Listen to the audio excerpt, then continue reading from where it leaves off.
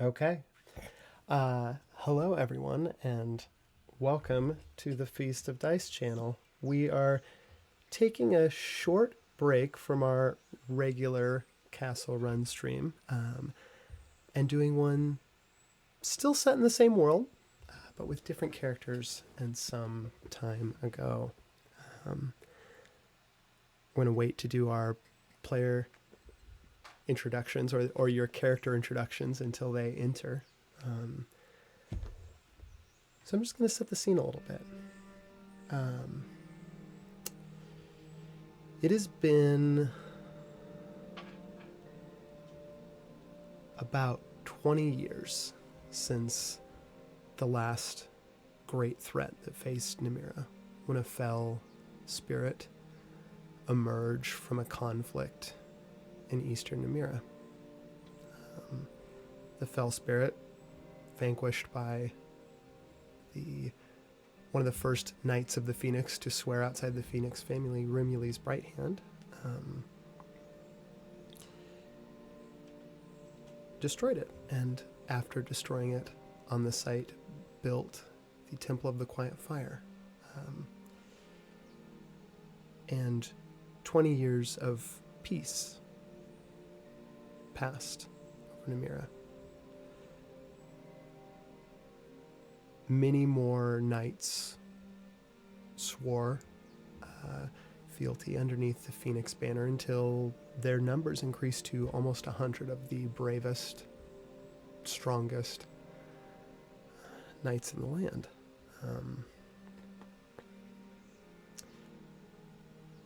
And then came a warning that there was something dark growing in the Southgreen. A smog, a stench that had left it dying. And with this dire warning being delivered to the Knights of the Phoenix, they chose to march on the Southgreen and drive the darkness out.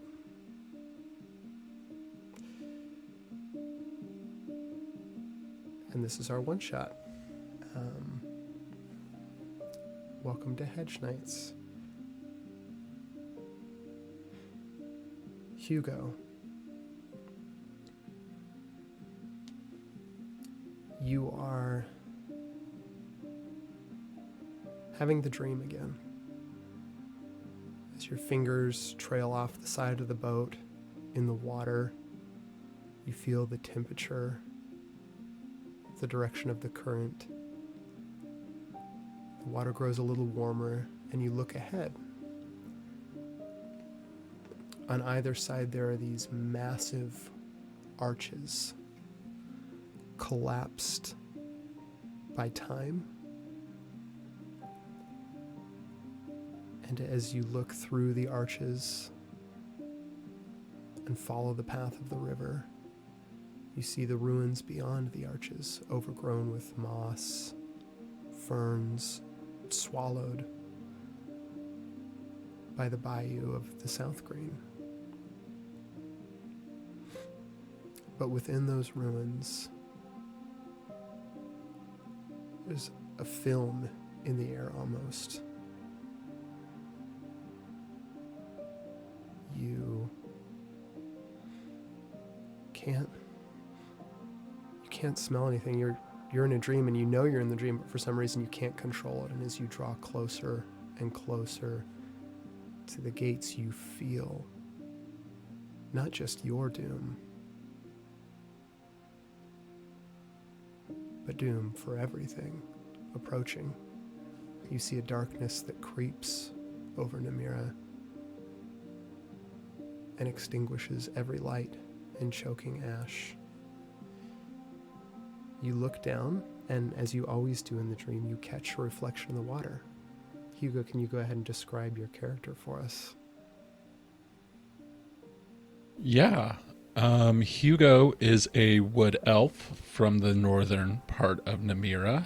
A little unconventional for a wood elf. They have a shaven head, multiple piercings in their ears and nose, and kind of a rugged handsomeness to them. They stand about 6 foot, covered with normal ranger slash rogue gear. Some leather armor, some cloaks. Um, but the big thing about them is their eyes are pretty sunken. They seem like they've seen some better days.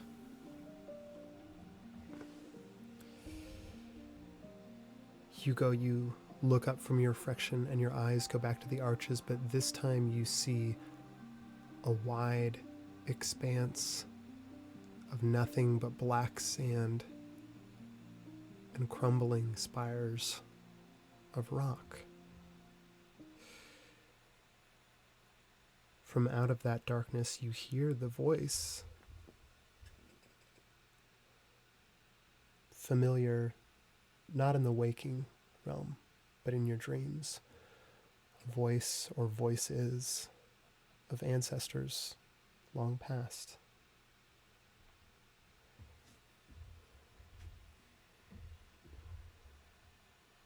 The time is soon, Hugo.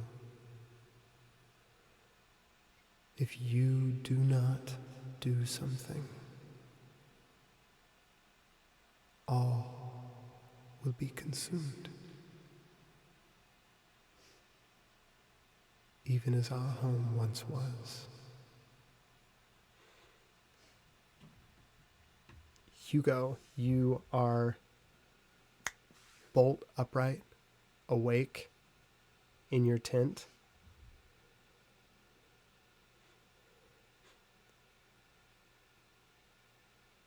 Odd.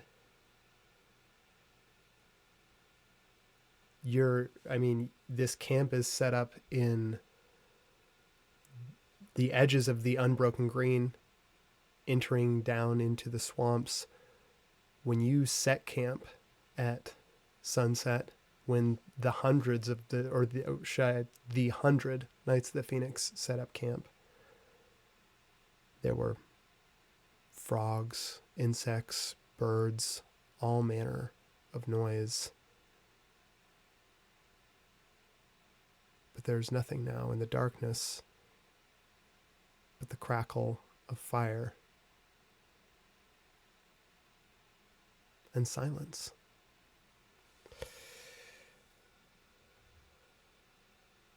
Amaya, you are, as is custom, up later than you needed to be. It wasn't your job to be on watch tonight. There were plenty of people on watch for the Knights of the Phoenix. Your tent that you share with Hugo and Matthias is towards the outskirts of the camp, but nonetheless, there are plenty of people on watch out there. You could be asleep if you wanted to be, but it's always the night before a big battle that it acts up the most, and you feel the splint on your leg, you feel the ache of bone, reminding you of one particular battle past. And you go back to adjusting the leg joint of Cav, your enormous 20-foot warforged automaton. A thick metal plating that makes up his chassis, covered in moss in patches. Dormant now, just sitting there. Still, aware, but to anyone else would appear to just be a statue. As you pick up your tools to go about a little bit of regular maintenance on Cav, Amaya, go ahead and describe your character for us. Yeah, Maya is in this moment out of their armor and just in like regular clothes. They've got browner skin and brown eyes, and like thick, really long, dark, wavy hair that right now is in a pretty messy braid, just like off one shoulder. There's a lot of flyaways, and it's more so seems like something that they might have done in haste with their fingers, like at sometime the last morning, and then just left. Um, and they are a halfling, but pretty tall for a halfling. They're about 4 feet tall, which next to this uh, warforged is just absolutely dwarfed. Yeah. And she's just kind of muttering to herself. She knows that they're in dormant stage, but still talking to Cav as if they can hear her. Just, God, how many fucking times do I need to fix this joint? I thought I got the rust out and there's moss growing in this. I cleaned it just yesterday. And kind of scrubbing away and casting mending and trying to like digging in with their tools and um, kind of wiping their hands every once in a while on a old t-shirt that's tied to tucked in their belt. And yeah. You see, you're going about this. Even, they're the two yellow eyes that are just on the front faceplate of Cav still dim in their rest. But even with them dim, Cav moves forward a bit, betraying the fact that he is not a statue, and holds an elbow joint down within your reach, points to it with a finger. There.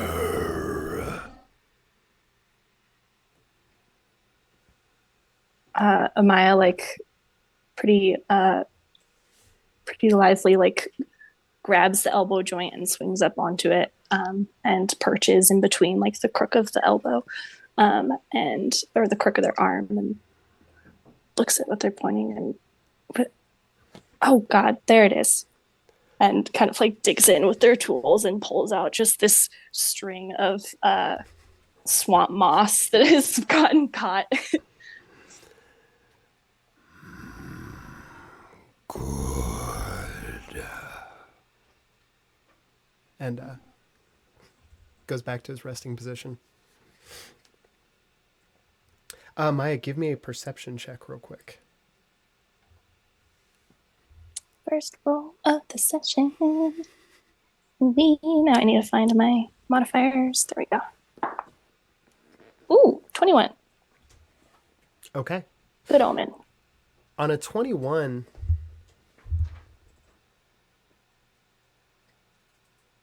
where'd all the animals go? As the last little rumbles of Cav's voice fade out, you realize you hear the campfire. Crickets, frogs,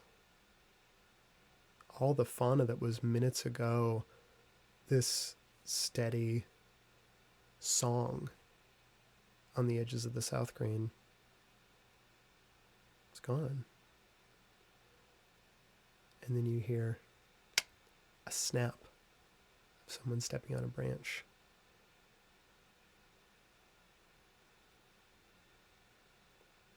Matthias.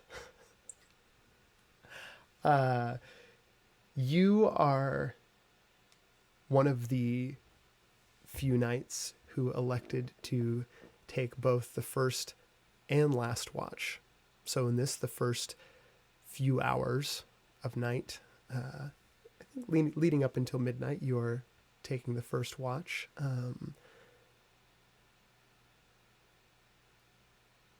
As you usually would, which is pacing around, hand on your sword,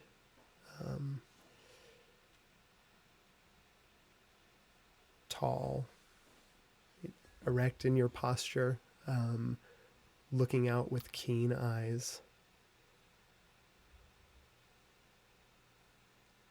where you can just kind of barely see above the grass where you are. And if you could go ahead and describe your character for us. Um, yeah, so I am Matthias Florian, who is a small white mouse folk. Um, although not to immediately take us out of the game here, but I was picturing being an actual mouse height. Is that right? Yeah.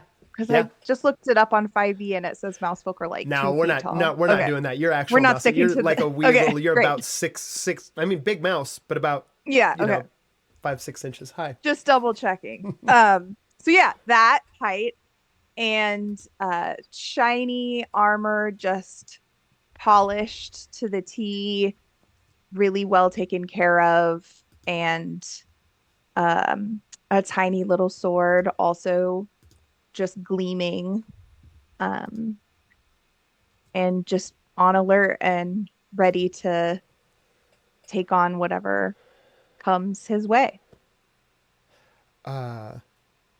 Roll me a perception check real quick.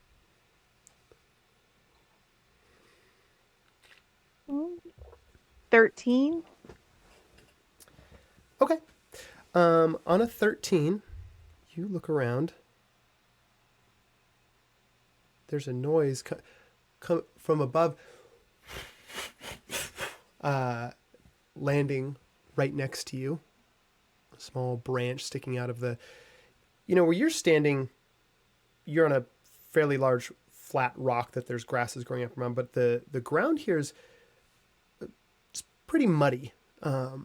Wander too far in any direction, and you're likely to fall into a bog. Maybe not for you being a mouse, but certainly for your larger friends. We are in a swamp, correct? It's mostly swamp, yes, but yeah, most of the Southgreen would qualify as swamp. Yes, Okay. for I know that'll be important for your Gloomstalker. Yes. Matthias, you look over, alighting in a branch that just kind of juts out of the mud next to you is a large crow. Just kind of looks over at you. Doesn't make any move to, like, you don't feel any threat from the crow. But it is observing you. A bit of string in its beak. Matthias, not in like a threatening way, but just in a prepared for anything way, points his sword at the crow and says, "Who are you? What are you doing here? State your name." And just so all the other players know and everyone else watching, we gave you, as a mouse folk, I think it's under your languages, but it's not quite like speak with animals, but it is speak with small beasts. So anything, probably up to 3 times your size or so. We'll say anything cat sized. Anything smaller than a bread box. Anything smaller than a bread box. You look at the crow. What anyone else would hear is a series of like caws and clicks. Comes out, and the crow looks at you, cocks its head. Oh, kind of a weird night we're having out here. Don't you think?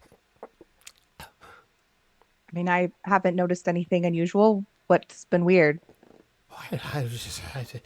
Lots of people. It's not usually so many people here. All over the place. All over the place. Lots of lights. It gets real confusing at night. Oh, you mean the knights? Night. That's what I said. That at night. It's night. No, There's lots of people. no, the people with sword. Do the people have swords? Yeah, well, some of them, yeah. Some of them have swords, yes. Yeah, we're on the march. On the march.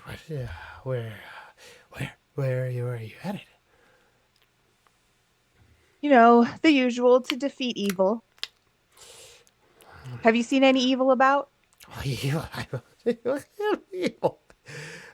It's a difficult question to ask a crow, don't you? I can't really. I mean, lights. I don't like lights at night. Lights is evil bad, but what I think is bad is we can have a whole discussion about that. But I mean more like living things. Living bad living things. So, oh, there's lots of them in the woods. Getting close now. Gotta go. And the crow Wait. takes flight.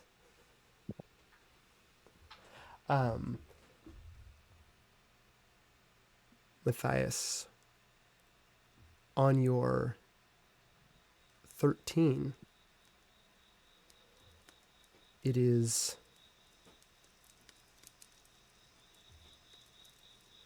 too late to notice the first few figures as they sneak into the camp,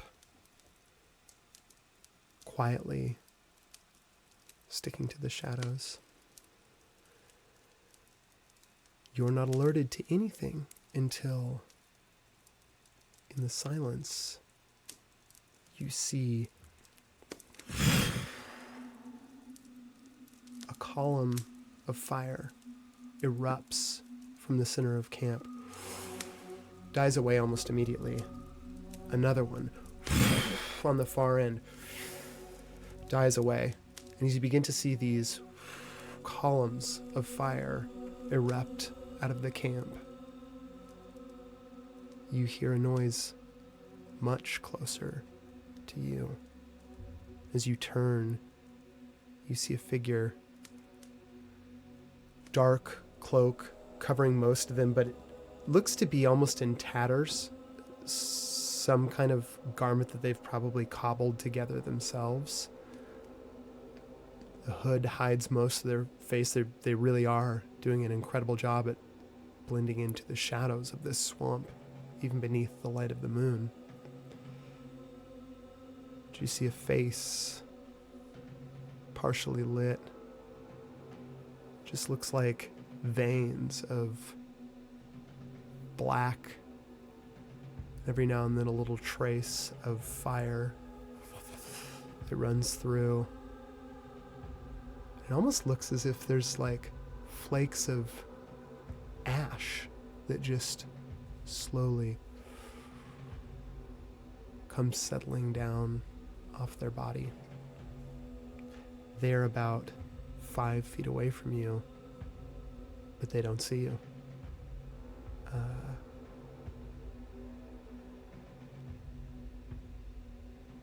In this moment, what are you going to do?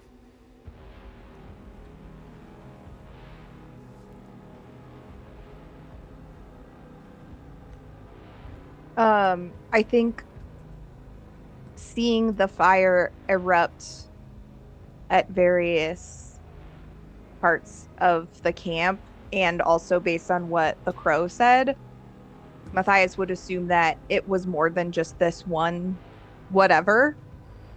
So he would attack, but also like right after / as, so as not to like lose the element of surprise initially, he would then like yell to raise the alarm to wake. Okay, the camp. Cool. So no one roll initiative yet. Matthias, go ahead and make your attack with advantage. This figure is definitely surprised.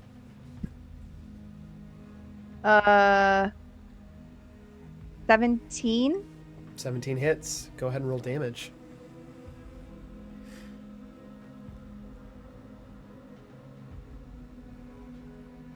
Seven.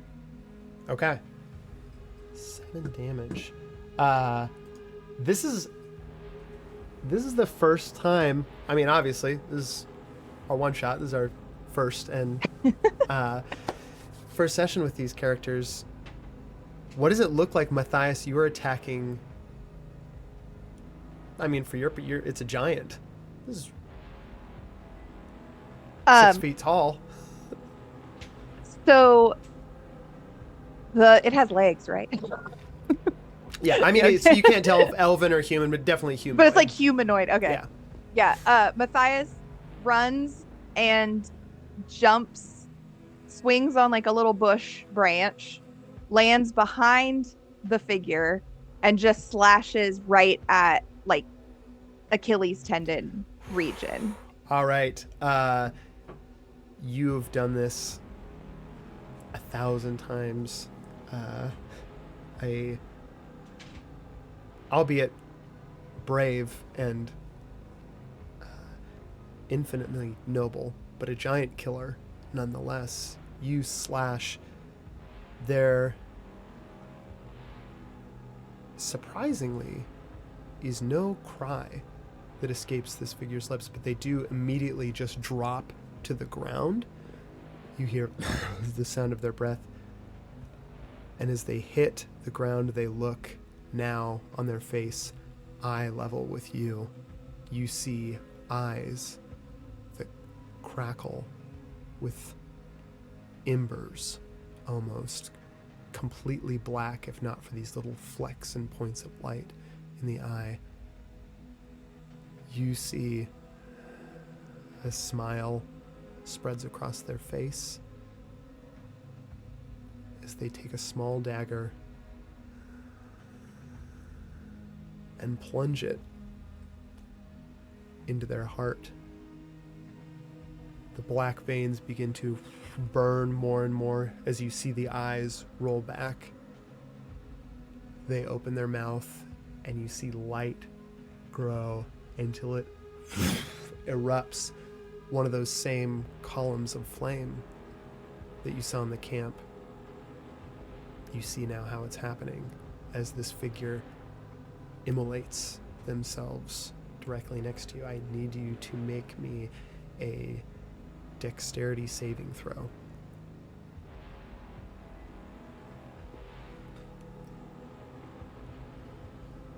$14. A 14 is a success. On a success,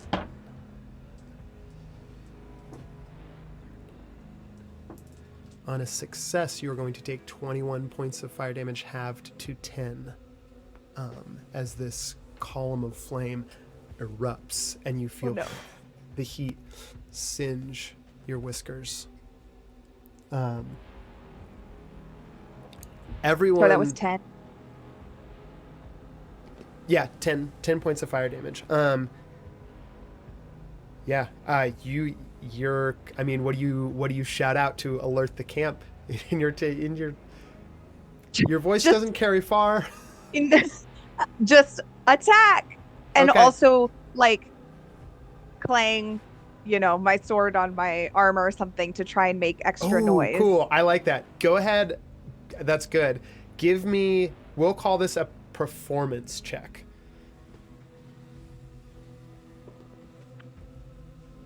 Natural 20. Oh, no way. The loudest little mouse around. Let's go.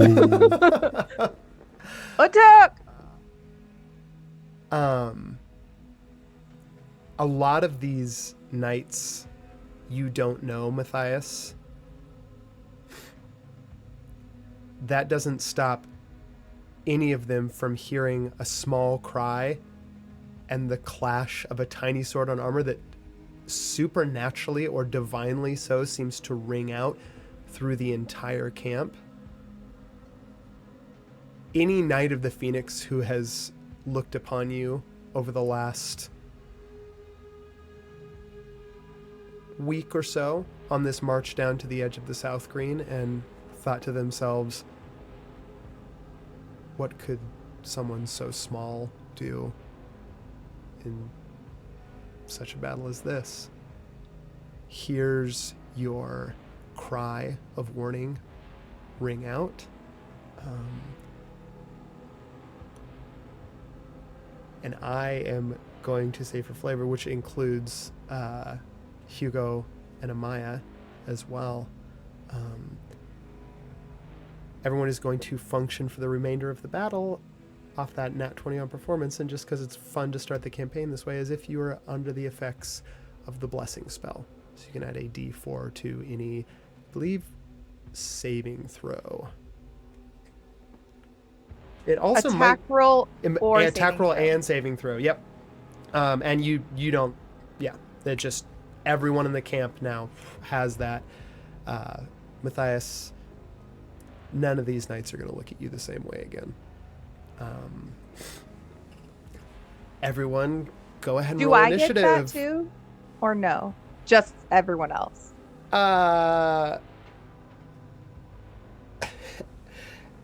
Still pretty close because a combat round is really just 6 seconds. You hear from like far in the distance, the crow calls out, "Good luck!" And yeah, you're gonna take it too. Can I say that in writing off the 21 perception check and the just eerie silence and a snap, and like Maya knows what that means, that they would have time to put on their armor again? For sure.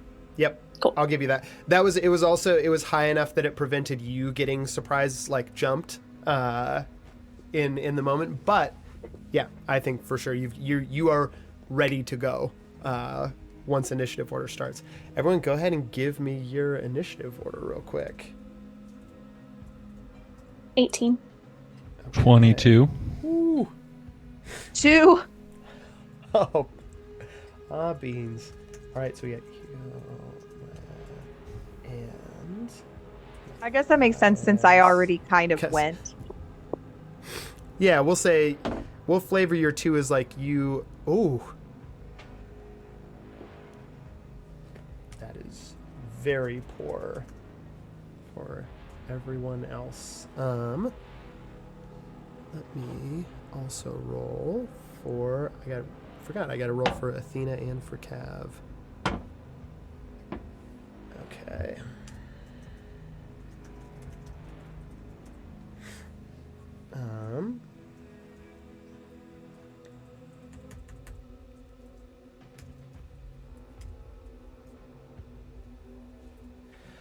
Okay.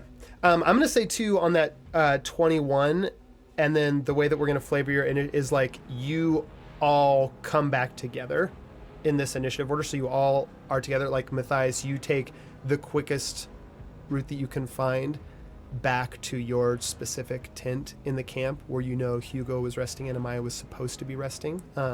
Athena would have also been on this first watch, but she is going to be, you would imagine, most likely, like if a camp is under attack, everyone is kind of like, the tents are set up to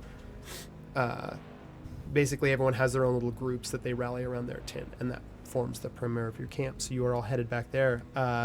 At the start of initiative order, top of it, it's you, Hugo, but everyone is back together. Sorry, mine's actually 4. I just okay, cool. was gone for 2 weeks and then forgot how to play this game. Didn't add my No worries. Yeah.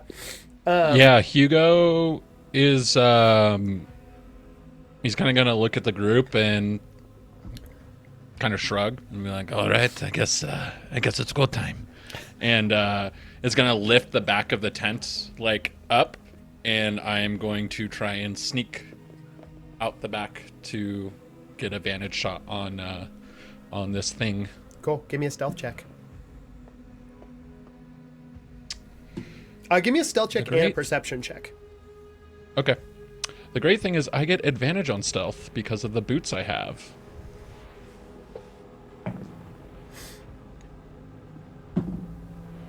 Uh, 22 on stealth. Whew. Yeah. And then perception. That is a natural 20 on perception. Yeah. Okay. The Hugo dice are back, baby. The Hugo They're dice back. are back. Hedge Knights can't lose. It would be a 29 Hugo. without Okay. the natural. Hugo, you like a shadow out of the back of the tent as you slink low through the swamp grass, and pretty easy. You picked this spot to camp for a reason. There's a little, like immediately behind your tent, kind of where like what Cav had his back to as he was resting. And you see like now starting to rise as you're seeing columns of flame like erupt throughout the camp too. You see it just illuminates this enormous iron giant as it stands up, towering a good 20 feet off the ground, and is illuminated by the columns of flame further off in the camp. Its eyes begin to glow, and you reach the top of that little bluff, and you're actually able to, it's not the first time that you've done it.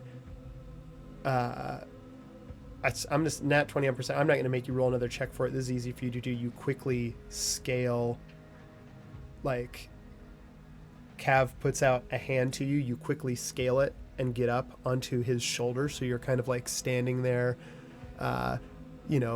holding his head. His shoulders, one side of the shoulder is definitely big enough for you to like crouch and get a vantage point on. You look out on the camp. I straddle that bad boy. It's already erupting in combat as knights, half asleep, come like tearing out of their tent. Some of them not with armor on, but with like sword and shield raised.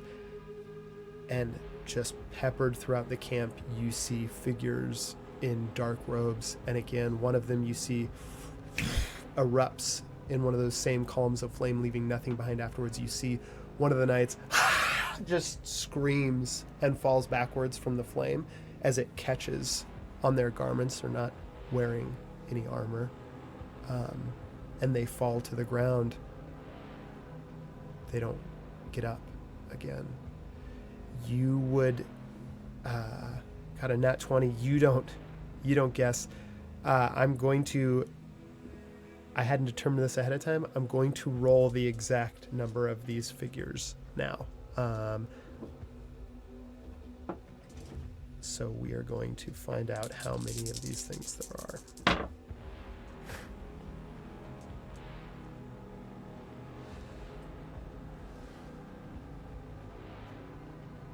You see what you would guess spread throughout the camp to be about 45 of these figures. They are fully ambushing you. Immediately in your vicinity, like probably what is your responsibility to keep from entering the center of camp, because the more you can keep out from the center, the better job you're going to do, like sealing off your perimeter again and then pushing outwards to defeat. There are kind of 8 just closing in right now in your immediate vicinity. Hugo sees this and he's like, "Oh no, no good for Hugo. No good for anybody. Shit. And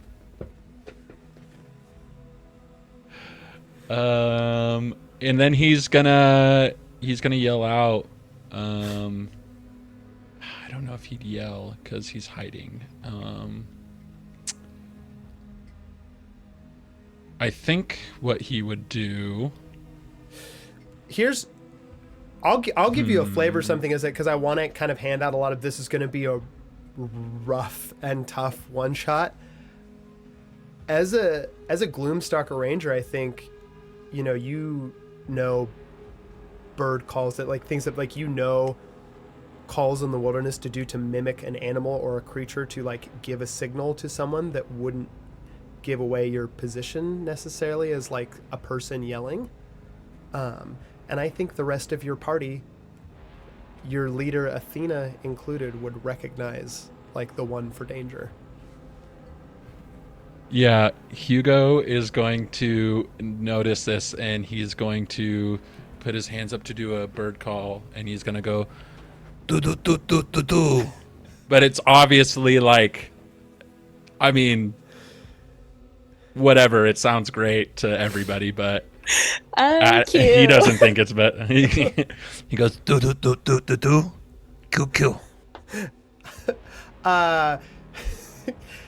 Cav slowly, metal grating, turns to look at you.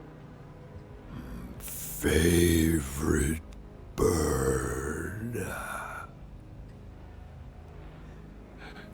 Yeah, and then I think with that, he's going to notch an arrow, and he is going to first. Gosh, I have so much stuff. It's crazy. You know what? They'll notch their arrow, and then they are going to cast a spell. They are going to cast ensnaring strike on just the center person of the group to try and yeah, it's a area of effect, right? Oh, it's just the area of the person. Yeah. Yep. So they're going to try and hit the person in the back. Okay, cool.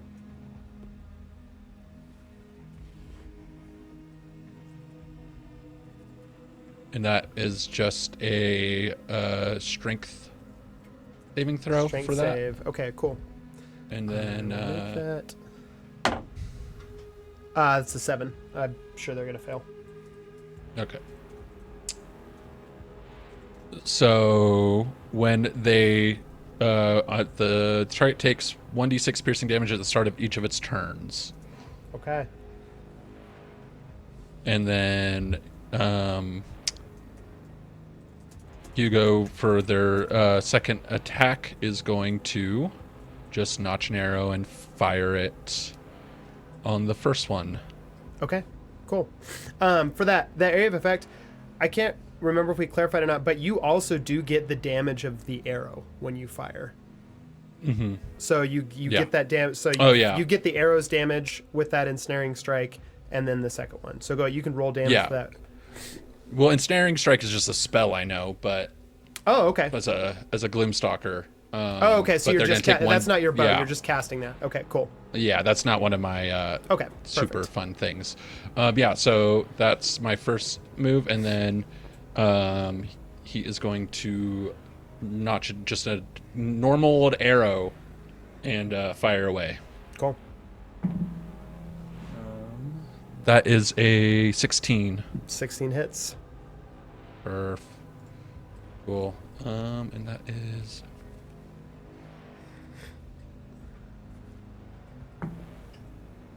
that's going to be 10 damage. Okay. Ooh, 10 is pretty good. Okay, yeah, you see, so you see the one in the center just like falls short, and then an arrow goes thudding into them. Oddly quiet, though, all of them. I will say you got that nat 20%. I'll give you a little bit more in your perception check since it's still your turn. You see them fall, you see that arrow hit, and you see what almost looks to be smoke beginning to like rise in little wisps from the wound where the arrow knocked in. Hugo, that was your movement to get out there, and your 2 attacks. Unless you've got a bonus action, it's going to be Amaya's turn.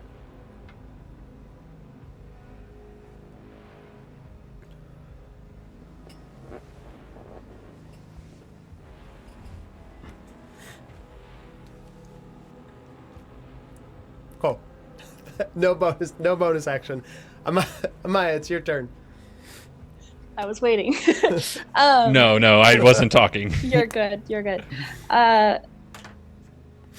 I'd say almost like as like Cav is slowly rising up, Amaya is already climbing into position, grabbing onto roots that were like almost like twisted around parts of Cav that wouldn't hurt them, and pieces of metal that were pulled out for like footholds and handholds, and it's all these prearranged footsteps to help them easily mantle up, and they take their usual perch up on their shoulder. Cool. That puts you right next to Hugo also, but I mean you can occupy this space. This is what Cav is built for. And I That- can also occupy the space of larger creatures, Yep. even without. So, but I think as Hugo is firing and as they're observing, do I also see the 8? Did you say that it was 8 that were like pushing in on us specifically? You roll me another perception check. Okay. Mute. It's an 18. Yes, you do see Okay, all 8. cool. You also see, you see the one, it's like 7 still approaching, and then the 8th one that Hugo pinned to the ground. Cool. Just hand on steadying on the top of Cav's head. They're just looks like they're rushing us, and her eyes are going to go like almost milky gray, milky white, and they're gonna start muttering to themselves under their breath. And as they gain like magical traction, the words become a little bit clearer, and it sounds like they're just saying names. And they are going to look to Cav, to Thias, and to Hugo as well. And it's very sharp glances, like they are choosing them almost. And as each name rolls off their tongue, almost like being pulled like the mist out of the swamp around Cav's feet, there's going to be what appears to be specters or ghosts or past people. And cast Spirit Guardians, which is 15 feet around, so 5 feet around Cav. Cool. On all ends. Cool. And these ghosts are going to protect everyone in that circle. Sweet. Is Spirit Guardians an action? Yes. Okay, cool. You Yep, cast full that. action. One of the things we actually didn't mention, and we should mention it now, since we're in combat, is that I'm rolling initiative for Cav, and then Cav, if you want Cav to ever give you the help action to give you advantage on something instead of attacking, Cav can do that as a reaction, but then won't get to attack on his turn. So when it gets to his turn, I'll let you know, and if you want him to attack, then he will, or otherwise he can hold the help action as a reaction to give to you or anyone else that's right next to him. Cool. But in addition, you are free to also use his movement on your turn. Okay. Instead of using it on his turn. So if you want him to move somewhere on your turn to get you in position Gotcha. for something, Cool. then you just wouldn't have movement on his turn. Yeah. Are you doing anything else? No, and I don't have anything I want to use my bonus action for. She's just going to, for the time being, hold up concentration on that. That is it's a area of effect. So if anything any comes into it within 5 feet before attacking Cav or climbing or attacking any of us, cool. They will get hit by it. Great. All right. That makes it in the initiative order. There is, let's see. I'm going to roll a luck check to see if Athena shows up yet or not to help you. I think starting at the beginning, you need a pretty high roll. So a 15 or higher, Athena shows up on this turn. It's not a 15 or higher. That makes it Cav's turn. Do you want Cav to hold the help action as a reaction or use his attack? Attack. Cool. He's gonna attack. Throw me. Give him hell, bud. Throw me into a place I can hide. Throw me. You've got to toss me. That doesn't sound like it's gonna end well when you hit the ground. Cav just looks over at you. And then is going to turn back around and make just 2 big slam attacks as he kind of like gets a little bit lower to the ground, and just 2 big hands slam into the ground near your tent. First one hits. Second one is a critical hit. 8. That's absolutely, like, hold on, because that is 1. Yeah. Immediately 2 of these 8, not the one that you restrained, Hugo, but 2 of the ones near the, just like absolutely crushed. There's nothing, their bones, their organs, everything has just become fertilizer for the Southgreen. There is nothing left. What are you saying? Ouch to throwing me or to crushing those creatures? Cause ouch. Both. That is Cav's turn. Matthias, that's going to be you.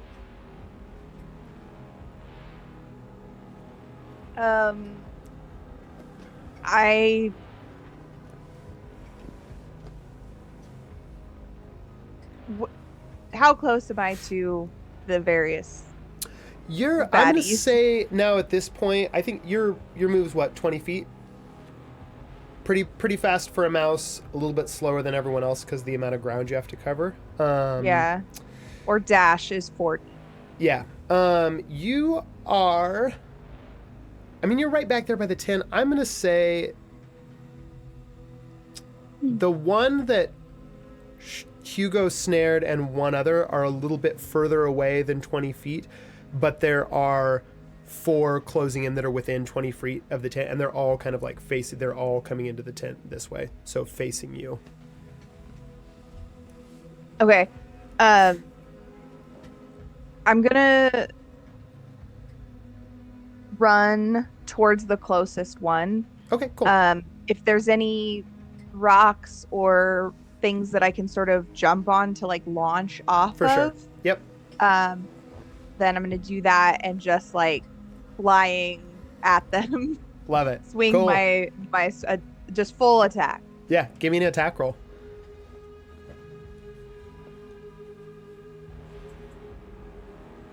Okay. 9. A 9 does not. You leap, but as you go to like swing out your blade, firelight from the camps behind you catch the blade. The hooded figure sees it just in time and narrowly avoids just getting like a cut across the jugular from a small airborne mouse that is rocketing by them. I think, but you get 2 attacks, right? I mean, Yeah. yeah. So have I gone past them and am now behind No, them? you can definitely make the second attack too. Okay. Yeah, I'll just go ahead and try for a second Cool. attack. I forgot this dice is weird. I think that's 15. Okay, 15 hits. Go ahead and roll your damage.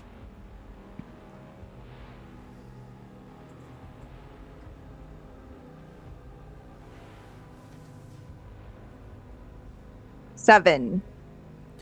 Okay, 7, and that is going to be to this one right here. They see and they go to dodge that. They just see that little point of light, and the airborne mouse come flying by, and you whip the blade around again, and it just like cuts down the face, through the eye, like all the way down across the face. Again, though, no cry comes out. Give me a perception check real quick.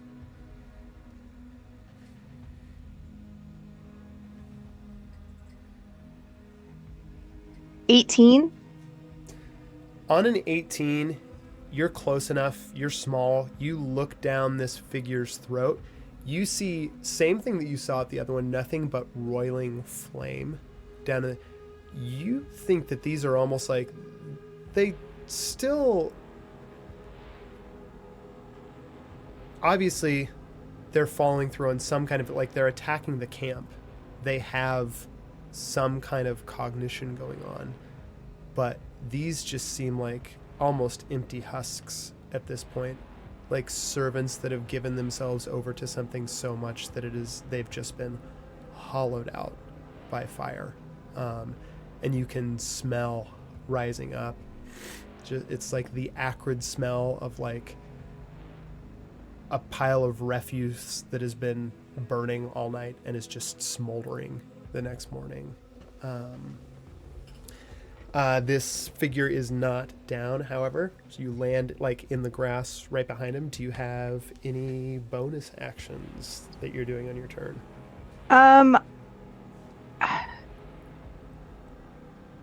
I was going to maybe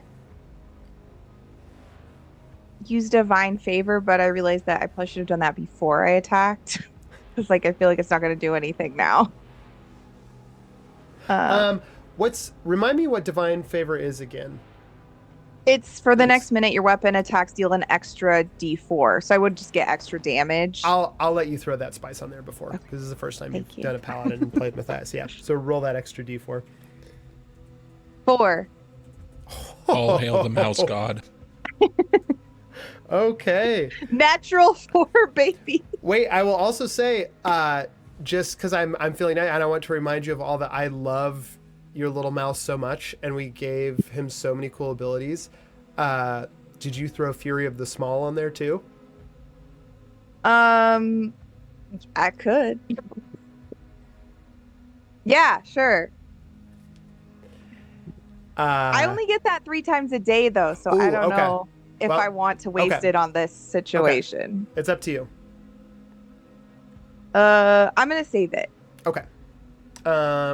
This figure's still up, but looks at death's door. The way that you cut them, like it just like ran down into their throat too, and you just start to see like smoke come pouring out of the gash that covers their face and neck. Matthias, that's your turn. It is now these figures. The one that you just slashed with, as you land on the ground, it sinks to its knees directly in front of you, and you hear a sharp hiss, an intake of breath, just like the one before. Go ahead and give me a dexterity saving throw. Can I use a reaction? For sure, yeah.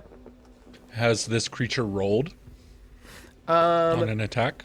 No, they have not rolled on an attack yet. I got dirty 20 on my dex save. Okay. Well, I can't use it then. Never mind. I'll save it for later. It's okay. Yep. This is like, I would let something that blocked like a spell effect block this, but it's not an attack roll. Because they are self-immolating.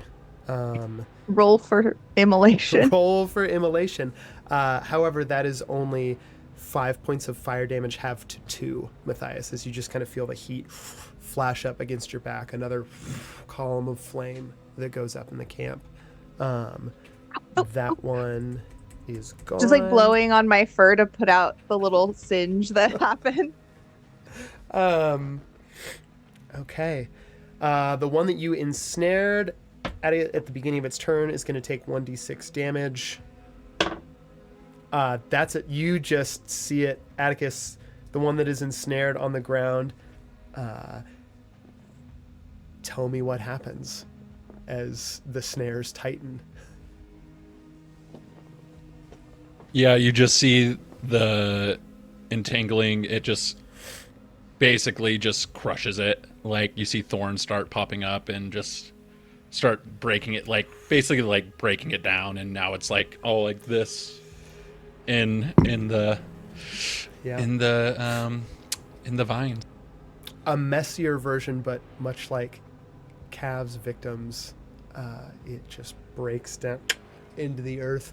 Again, no cry comes out. And it almost looks like what was almost perhaps about to be another like burst of flame dies out, and just cold smoke rises into the air above its mangled form. God, there are only 4 of these figures left.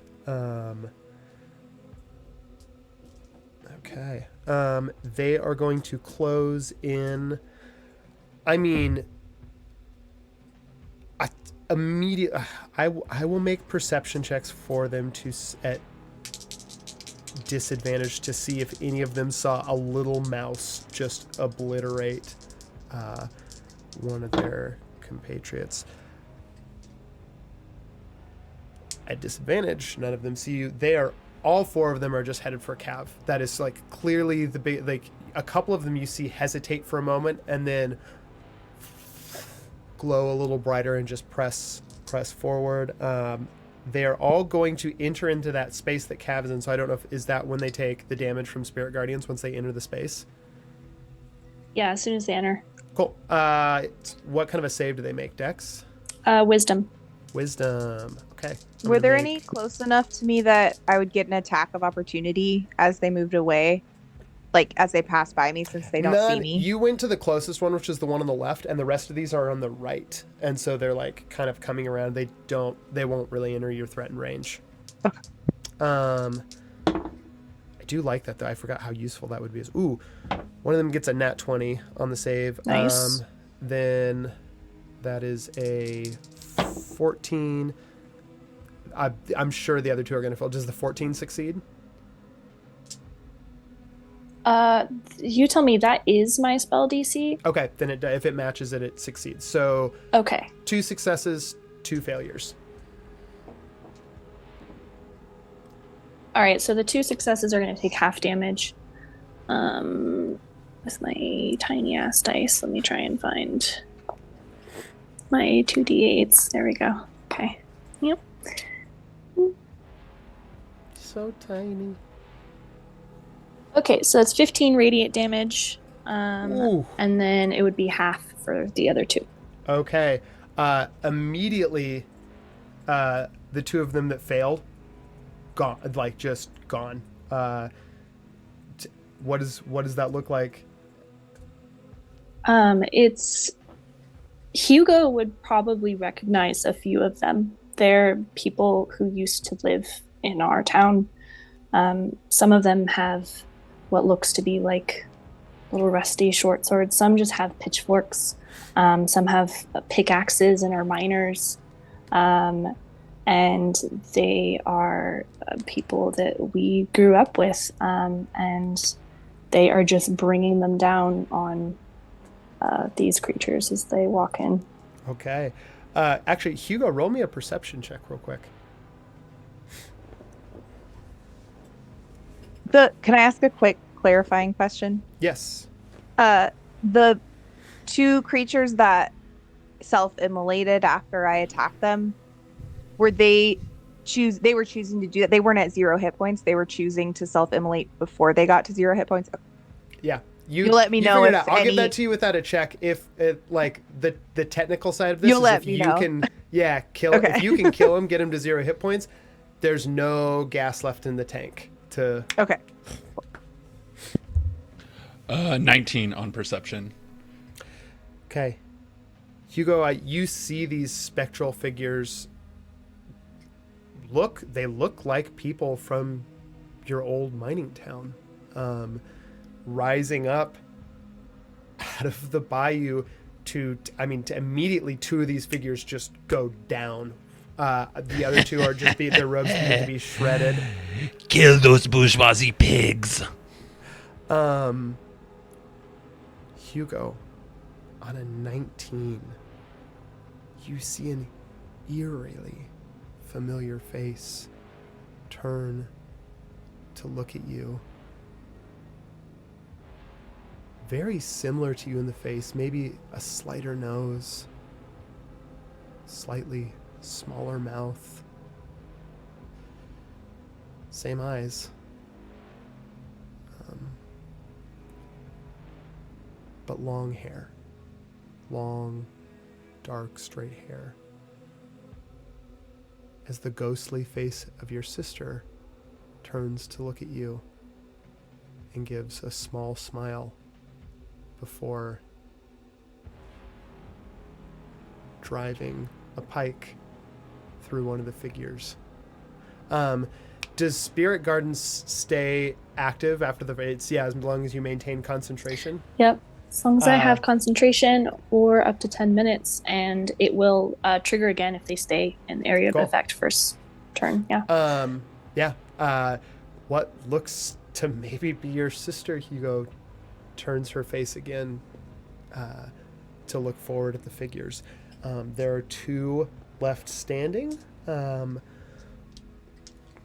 are going to, I guess they're just going to make attacks on Cav. Like, they're not going to try and climb this thing to get to the two of you up at the top. That is... One is going to be a hit. One is definitely a miss. So I have Sentinel as my feat. Can I attack it? Can I attack them if they're attacking Cav? Ooh, I'm pretty sure you can with Sentinel. Yeah. Sentinel's great, isn't it? It's such a good feat. I'm going to say, for the flavor of this, because here's the thing. Cav's 20 feet tall, which means that you, technically, if you're up on top of Cav and they're down here, you are maybe a little more than 5 feet away. But since we now have to consider space in 3 dimensions instead of just a flat grid, and this is Cav, and you're used to moving around Cav, is... I'm going to do a wild thing which may come back to bite me. I'm going to say that moving around Cav doesn't count as your move action, and anywhere Cav is, you can be there, which just means like you immediately know like that second nature how to like drop and what handhold to grab, and you're there. They've worked together for so long, and like she's been climbing over this thing for so you get to, this is going to interrupt there. You can definitely make an attack against one of them. It has to be just flat melee, right? Yes. Okay, so I'm gonna use my rapier, and that's a 19. Okay, 19 hits.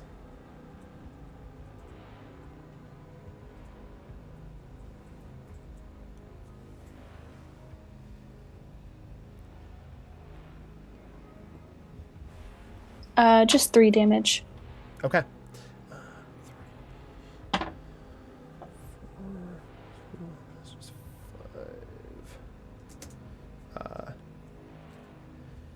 Okay. You go for the one. You see it was getting ready to like just try and stab into like one of the little maybe like crevices that it saw in Cav's plating. As you stab, you catch this figure in the shoulder. You see the hood falls back a little bit. For the first time, you see the face fully. A good portion of the face and even the skull and the brain have been burned away. Inside, glowing, just what looks to just be like coals almost, like the condensed charred husk of this once person's interior. As they kind of look up to you with one eye, the throat opens, smoke begins to escape. Go ahead and make me a dexterity saving throw. Cav succeeded on his.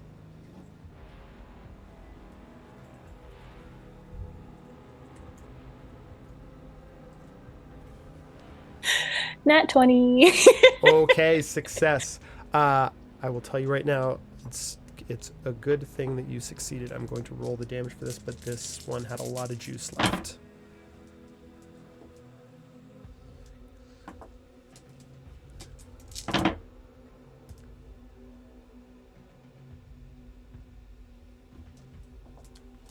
You're going to take 34 points of fire damage, halved to 17.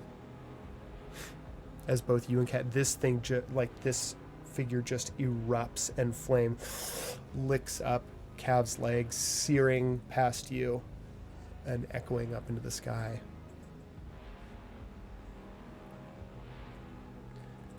That one is dead.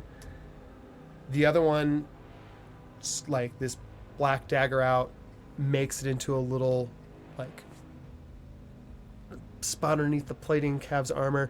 You see a little kind of like what looks to be almost like sparks come out as something that's like introducing maybe like heat or something through its dagger, but it just really can't quite get in there. It barely does anything to Cav. That's this thing's turn. We're back to the top of it. Hugo, it's your turn. And there's just this one left with its knife just sort of stuck into Cav's leg at the bottom. Cool. Well, I'm actually going to take my bonus action first, and I am going to like switch shoulders, but with that, like do a hide action. Cool. And then I'm just gonna line up a shot on this thing. Just normal arrow. But I'm going to add my sharpshooter feat to it to see if I can get some more Cool. ounce out of it. All right. So that is a dirty 20. Hits. Minus. Okay. Minus 5, 15. Yeah, even with the minus the 5, sharpshooter. it definitely hits. Cool.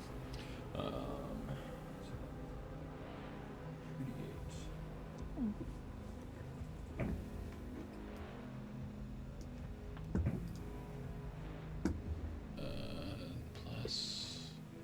Gosh, this game makes you do math. What the heck? That's going to be 16 damage total. Okay.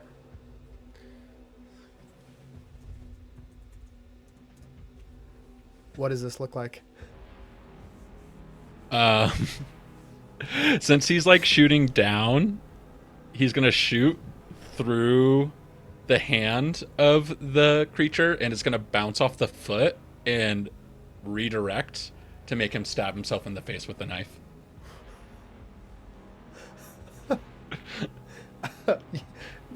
See through the hand, off the foot, looks up, falls back, just boom. And That then is- Hugo's gonna spin his bow around like it's a stick shooter and just go Fuck you. Right as you finish off this last one, running up through I guess it's chaos in the rest of the camp. It's not chaos here in your little pocket. You've all taken care of this pretty handily. So, do we go help everybody or do we drink now? I don't know the real deal of my contract. Am I free now? Can I go? All of you, Matthias included, see running up to your, not out of breath at all, but running up, like hits your tent in stride, golden armor, little kind of like red cape that just goes off one shoulder over the epaulette that she's wearing, and golden hair that flows in, after what has been the last I should say minute or two of kind of chaos and battle here in the camp is a bit tangled. Warm, kind brown eyes, and even when she's not smiling, it seems like she's still smiling as Athena Bright Hand, as she's known now, the daughter of Remeli's Bright Hand, approaches the tent.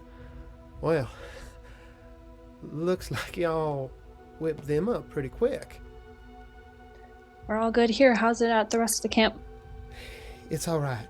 We've lost a few. We weren't ready, but for the most part, I think we've I think we've taken care of it. Are you sure? Because I'm up here and it kind of looks like shit. It looks like a lot of fire. Right. Hugo, I could use your eyes. If you want to come with me, and somehow, looking down, Matthias knows immediately where to find you. Looks down at you. Hugo, Matthias, if you two want to come with me, we can help mop up what's left in the center. Amaya and Cav, you think you can hold the perimeter here? No one else is going to sneak through. Go do what you have to. Right. Let's go. Knowing that you hate a hand offered or any kind of help, Matthias, Athena's just going to kind of like stand and just take the slightest amount of a knee and bend her shoulder a little bit, just so you know which one to hop onto. Matthias is just gonna give a little salute and then hop up. Athena looks at you, smiles, and you head off to the center. You all did so well. Not a lot of damage. I mean, other than that one that erupted. I'm not going to make anyone use any more. Like, you are able to mop up the rest of these. Whatever they are. This ambush party Matthias, with. I have to say, you are absolutely terrifying with that blade. I know. Like, you will haunt my dreams tonight. Matthias does like a little helmet tip. Love it. Okay. The battle is over. I mean, you all, this was at the beginning of the watch too, so the rest of the watch goes smooth as smooth as it can be. There are a few. Let's see. I'm gonna roll here. There are, of the 100 Knights of the Phoenix that set out, 4 were killed in this ambush. Athena, with some help from the other knights and whoever from your party wants to, gathers the bodies of the fallen into the center of camp. And in the morning, with the sun's rising, we'll dispatch of them in the way of the Phoenix. And afterwards, you will continue the last day's march to get down to the Southgreen. So everyone gets a long rest. You've got all your hit points back, spell slots if you used them.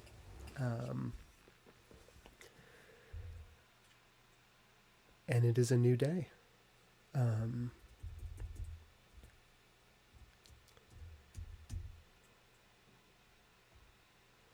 Let me look at my notes real quick.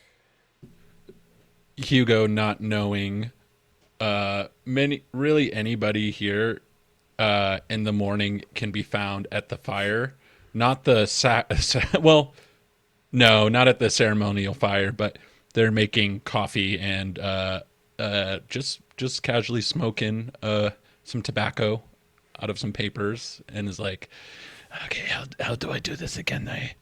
I press down after. I can't count that. It's like 4 minutes. Shit. Okay, well, did I grind these out enough? All right. Well, I'll okay. This is good. This is good. Good job, Hugo. Matthias just walks up with a little acorn and without saying anything just holds it up for Hugo to fill with coffee. Hugo pours 2 drops into it to fill it up, and is like, Yeah, I can't start the day without a cup of whatever the fuck this is. I don't know. I just found it. I hope it's not the ash of one of those guys from last night. Anyways, cheers. and starts drinking. Amaya is not a morning person and is going to stumble out. Their old braid is like even more of a mess, and they're actively like taking it out and trying to like finger comb what's just knotted hair at this point. Their eyes are like barely open. They look pissed at the world. and still half asleep, and kind of are going to like blindly, more following their nose, head over to Hugo's maybe coffee, maybe ash of fallen human. And oh my god, is that morning brew? Yeah. And Hugo's gonna pour him or them a cup and just like, yeah. I tested it, so it's actually coffee. And he's gonna look down at Matthias and like just do a Oh, you are a saint. And Amaya's gonna just like tip back half of the cup at once and hold it out for more if there is any more. Matthias just says, "Did you stay up too late again? You know that to be a good warrior, you need to get your rest." Yeah, well, not all of us can fall asleep on a fucking field like you, for the drop of a hat. But I do admire that you can sleep so easily. But yeah, not for me. I don't Not for sleep. me. I just dream. Anyways, am I As you say that, Hugo, next to the three of you, like Cav is kind of there too, just sort of like hunkered, not taking coffee. Athena's still making the rounds.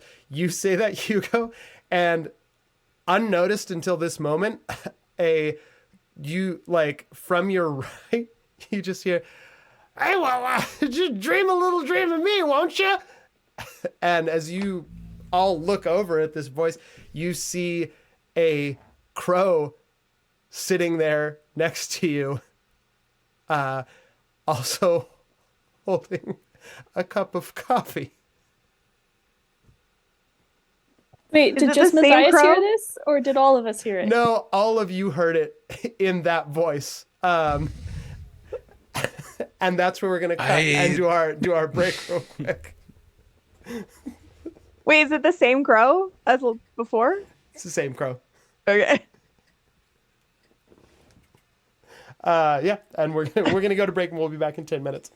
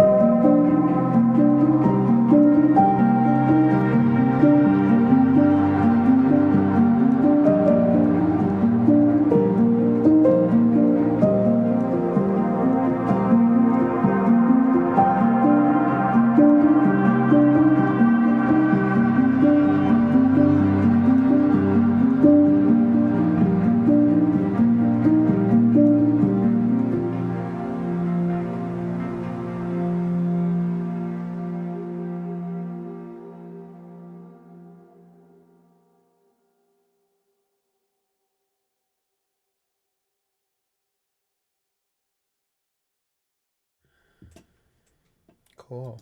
And we are back. And that is how I invaded tax fraud. Just so you know, everybody.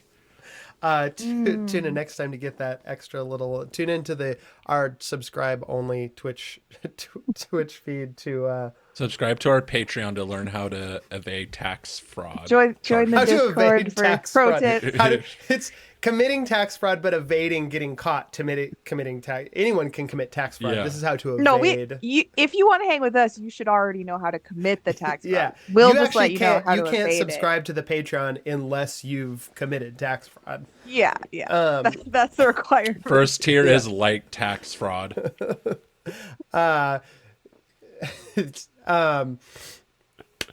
You are all sitting around the campfire. Mice don't do taxes, so you know. Hugo doesn't even know what taxes are. Is that a baby tabaxi? Are they called taxes? They're called taxis. We're talking about this in character. So Taxes. let me get this straight. What are taxes again? I thought those were baby tabaxis. What are we talking about? It's the money that your quasi pigs steal from hardworking citizens. I always thought excuse taxi me. was this weird thing that like showed up and you'd like it's this rectangle and you'd get in it and there was already someone in the rectangle and then you'd give them money to take that rectangle somewhere else and then drop you off. You know. You'd give them Rectangle, you mean That like makes a more cart? sense to Or, Hugo. yeah. Okay. That Also, makes more sense. I would who are never you and pay why the are government you- anything. Talking crow? Hi. Oh yeah, this is the crow. Yeah. What's up? You two met? Hugo's gonna extend a full hand out. I'm Hugo Dubois. It was really good to meet you. He's going to reach up a wing, and shake it. His name's Red.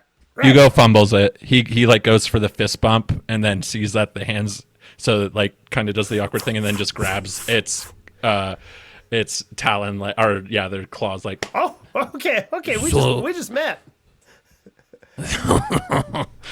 oops, and then he's gonna sit back down. Yeah, his name's Deb's Red. Met your little mouse friend last night. Glad y'all made it. It was a nasty bunch of characters that came through.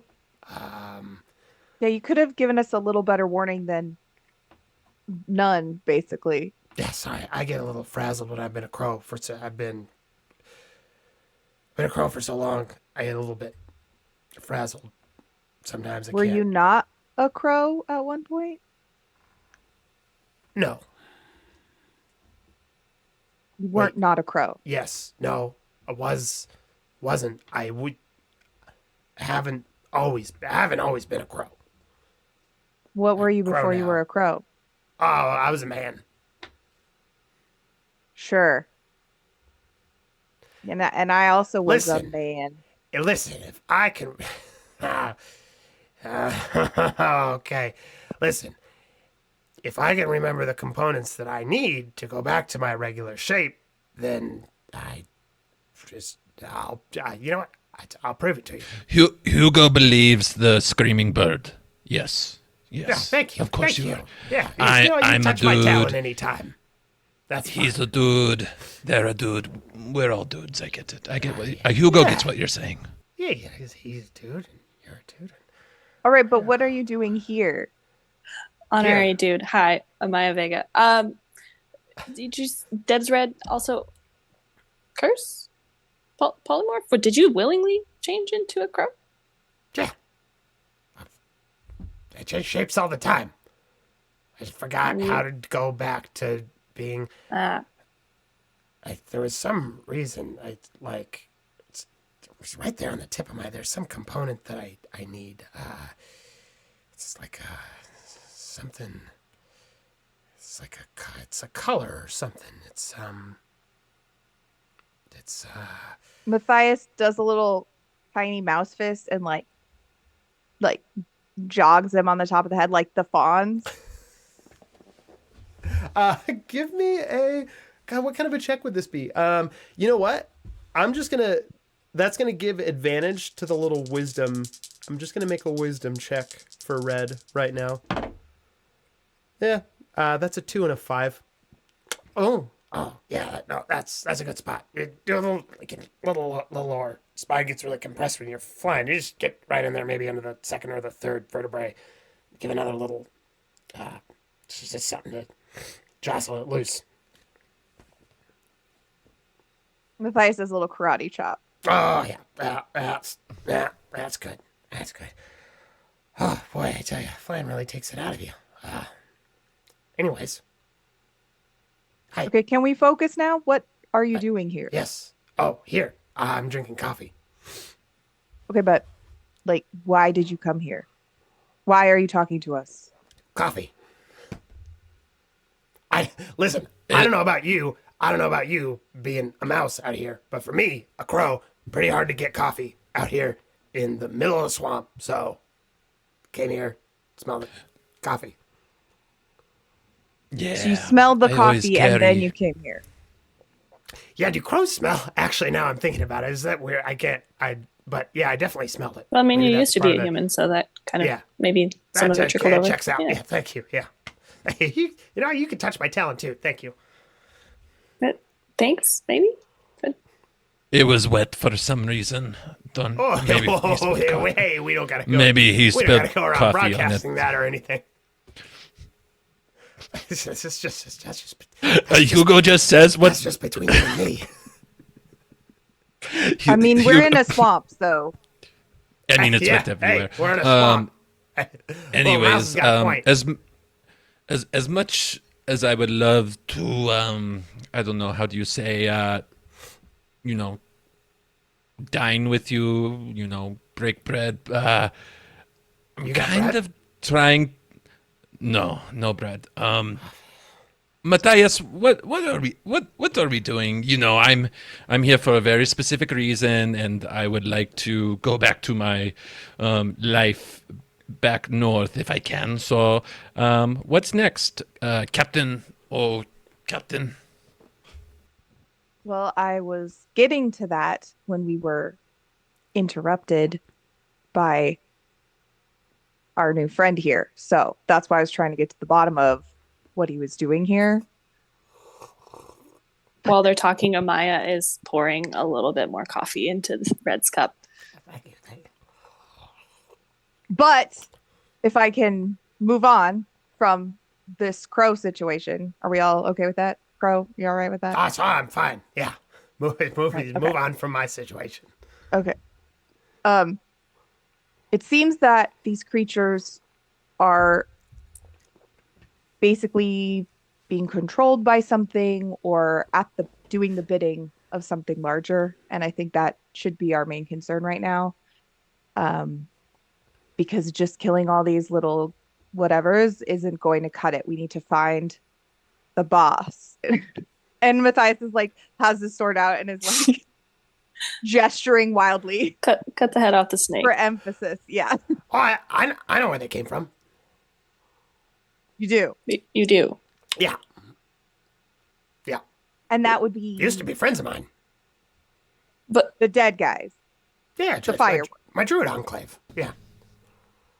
So you're a druid. and those were druids.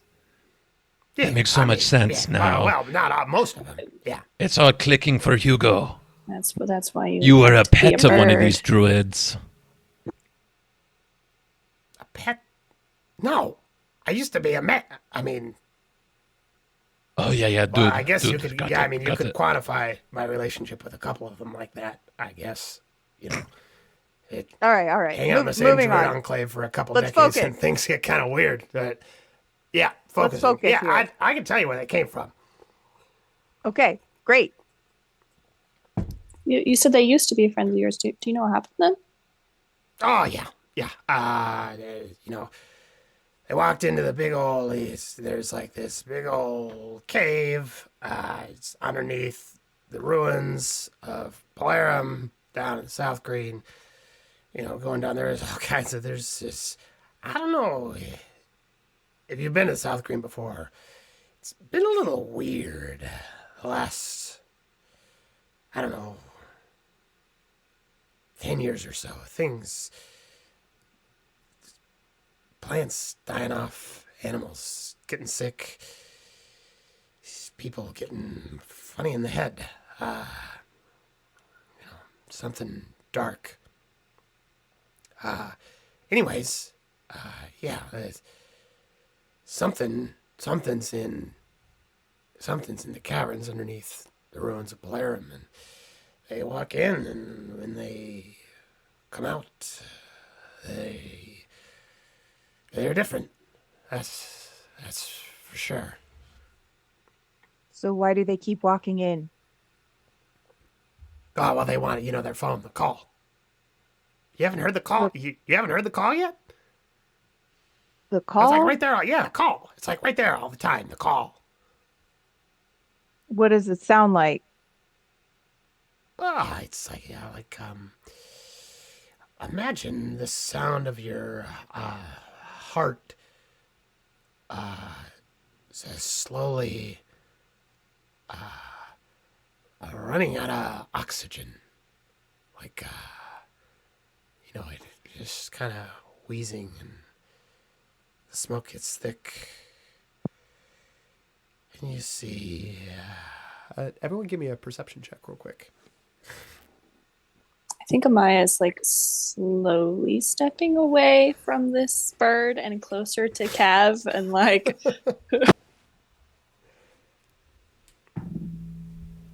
18. 9. 24. Oh, okay. I think Matthias, I think you're just a little bit too irritated with this, like all this business to really notice anything. But both, I mean, 24 is really good, but both of you, Amaya and Hugo, spot just a little bit of smoke starts to come out of the corner of this crow's beak. Hey, Red, quick Eyes question. spark for a second.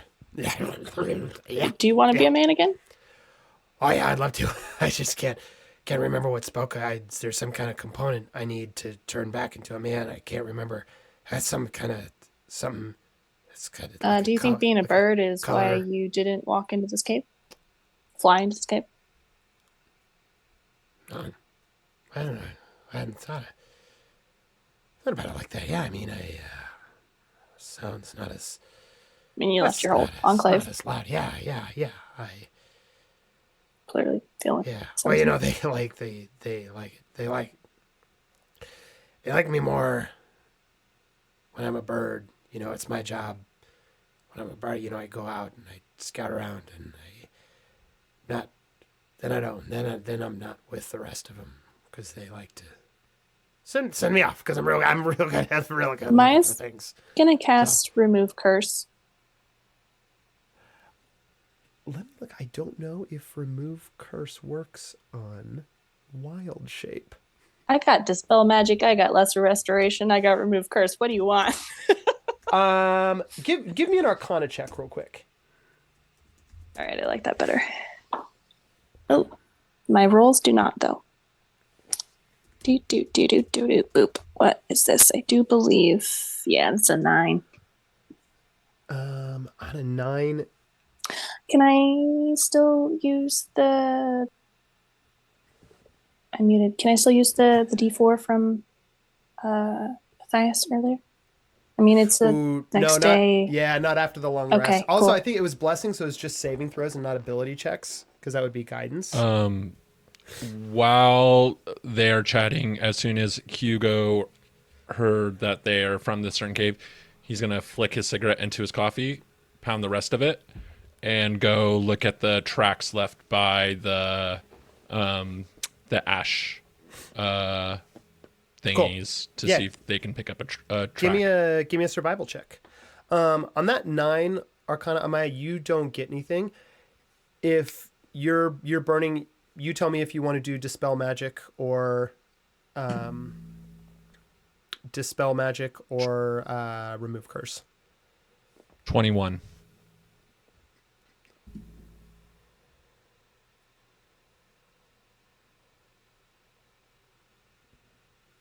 You can do Was tracks my first. Sorry, I'm survivor looking roll. at something else. Okay, cool. For the 21, Hugo, you go back to examine remains, tracks, see what you can gather from around the camp. You can see that, you don't have to go far from the camp to see the direction that most of them came from. It is, even though they had surrounded the camp, they were further south, way down into the Southgreen. God, it is not easy to track in a swamp, but you know how to do it pretty well. It's my favorite. It's my favorite terrain. Yeah. Like displaced vine here, a bit of like sludge in the bog that has been parted in a way that a lot of people passed through here. Definitely came from much further into the Southgreen, kind of in the general direction that the Knights of the Phoenix will be headed. On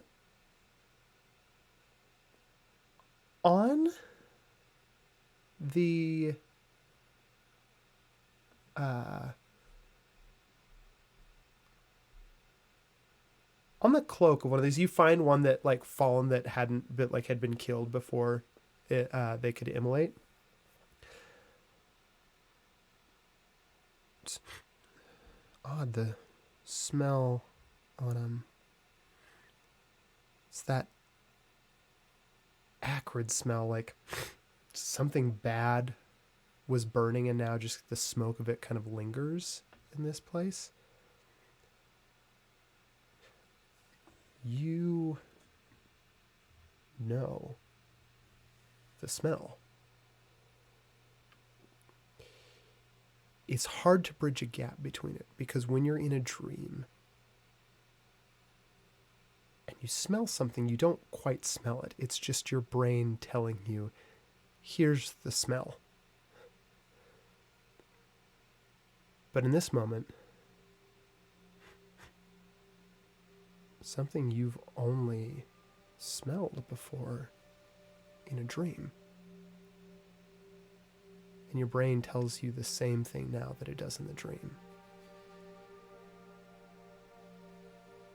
Danger.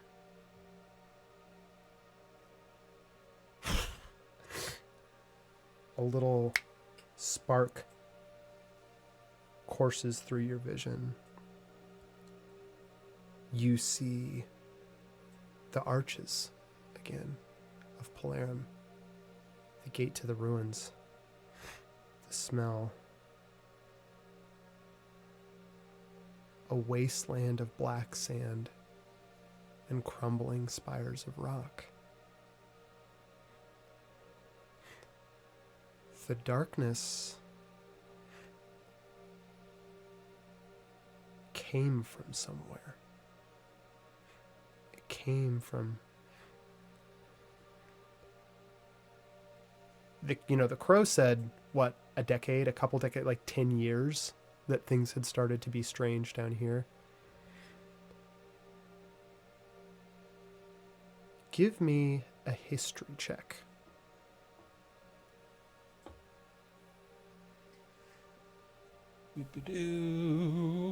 Hugo did not go to history class. That is going to be an 11. On an 11.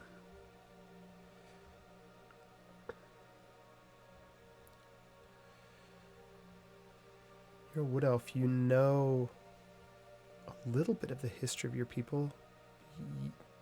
You used to be at one time in the western parts of Namira. There was one of the largest parts on the continent, but hundreds of miles of beautiful gardens stretching in every direction. Fruit trees, flowers, some as large as trees. But these beautiful, expansive, lush gardens that a few hundred years ago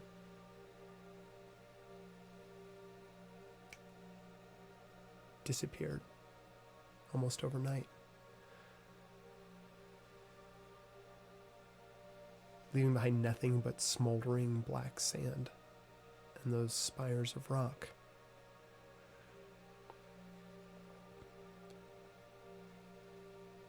A cave far to the west, overlooking the ocean, the mouth of it still teeming with life, beautiful flowering ivy, moss,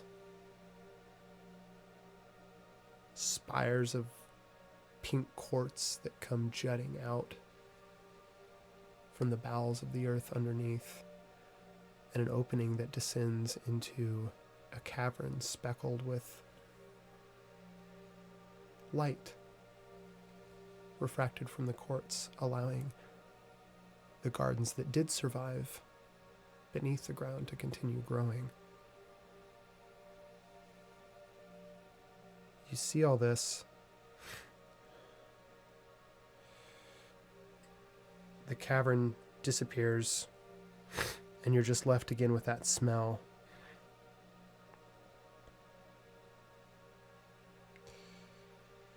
This is not something new that you're going to fight. It's something very, very old. And if it is not stopped, the Black Garden is what they call that enormous black sand desert to the west in Namira. If this thing isn't stopped, it'll reduce all of Namira to just that. A smoldering ash heap.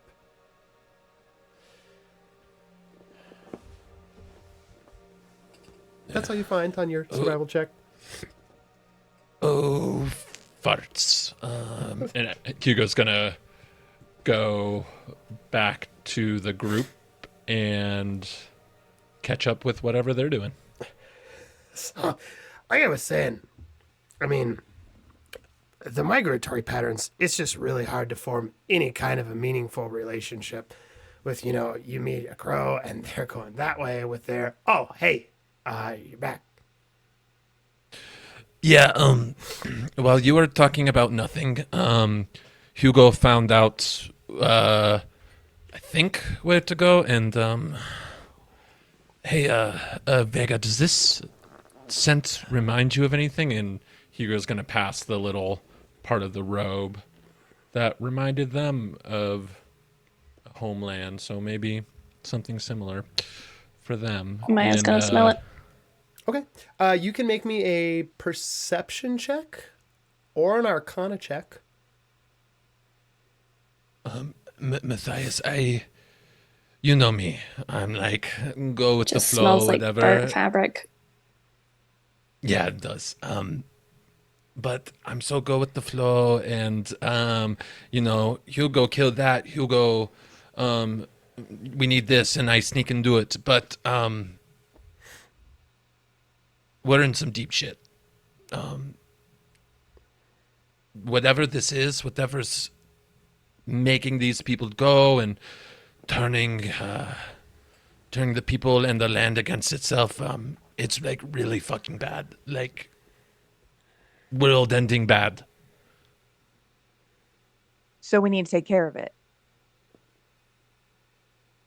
Yeah.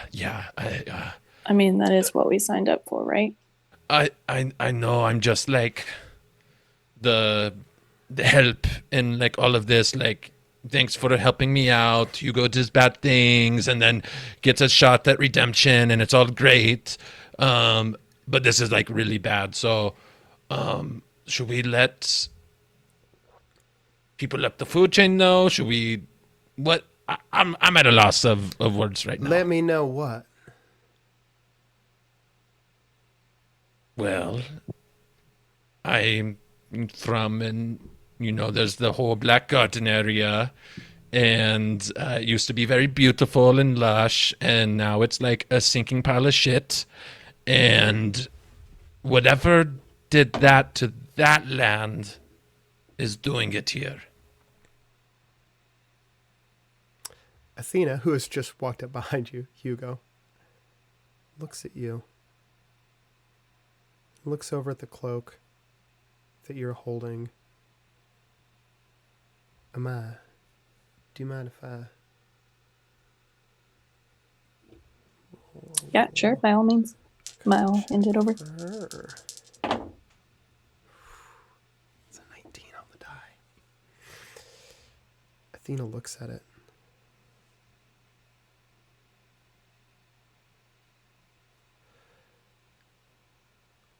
Armitage, come on over here.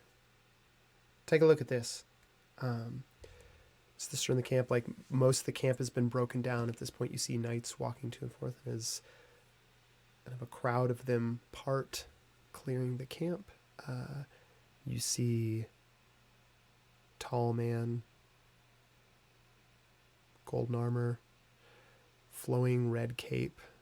Even though he's probably looks like he's maybe in his like very early 30s, there's already a little bit of like gray hair in the beard that covers his face, neatly trimmed, and longer hair down to just about his shoulder, a little wavy, blonde, huge shoulders, very tall. Doesn't take him more than 4 or 5 strides to get over to your camp. Yeah, I saw him on the other ones too. I don't know. I don't know why I don't like it, Athena.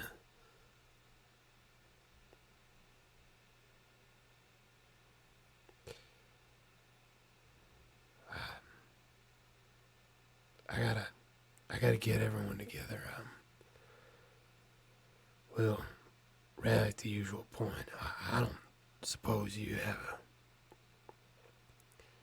a team we could send maybe to scout ahead, make sure there's no more of these ambushers waiting for us. Athena looks down at Hugo, at you and Amaya, and over to Matthias, raises an eyebrow. I think I might be able to put something together. All right. Well, we move out. Move out in 5. Go with the wind. We'll be on the river soon, and we'll make the rest of our way down by its passage. Send that scouting party ahead, and when they find anything, I guess, if they do, report back. And Armitage gives a nod and walks away. Athena's going to look down at all of you. Well, don't suppose that any of y'all feel like scouting ahead. Hey, your word is my command. you know I don't have a choice. You know I don't have one. I know you don't have a choice. I wasn't asking you. Oh, okay. I'll shut the fuck up then. Athena looks back down to Matthias. I know you wanted to be at the front. Believe me, if any kind of fighting breaks out, I want you at the front with me too. I don't want you to feel like, you're not worth that, but Matthias, you're really good at not being seen. I feel like if there's anything out there waiting for us, you can be the one that finds it. Gives us the edge we need.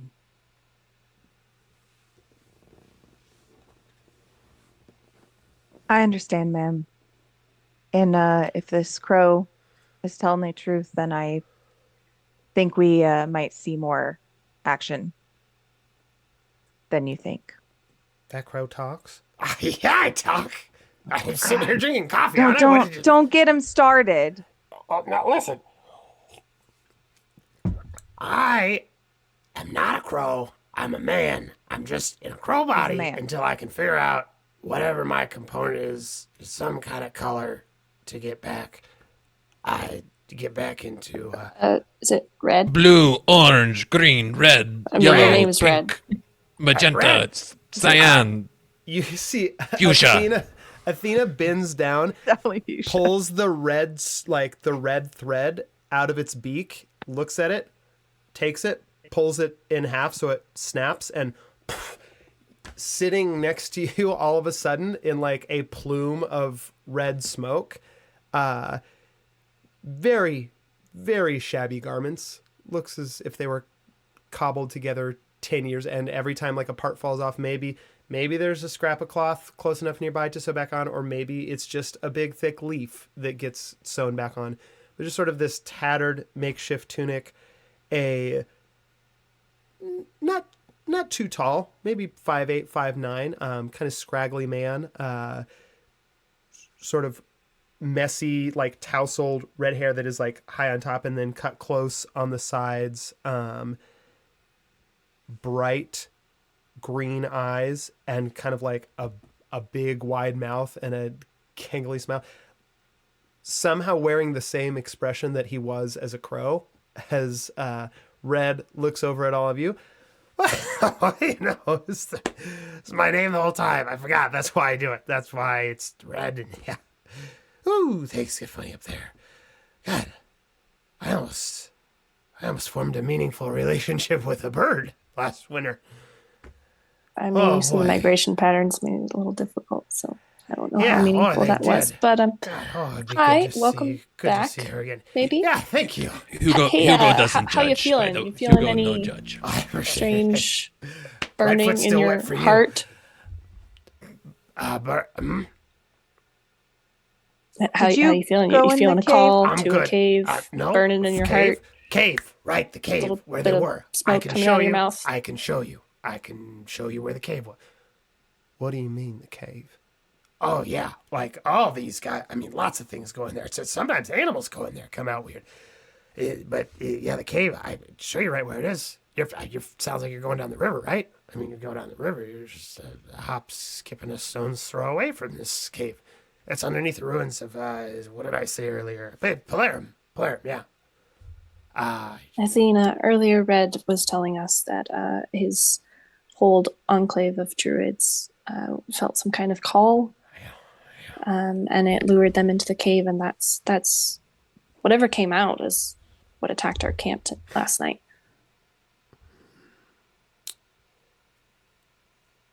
Can you take us to this cave? I can take you to the cave. It's kind of out of the way, you know. I was not necessarily headed back south. Like I said, it's bad. It's real bad down there. I wasn't planning on going. If this bird man is coward, I can track us back for sure. Hold on. I'm not a coward. I'm just saying, you know, maybe there's some incentive or some. You see Athena is down. She's into her pocket, takes out a little gold ingot emblazoned with just this single raised hand on it.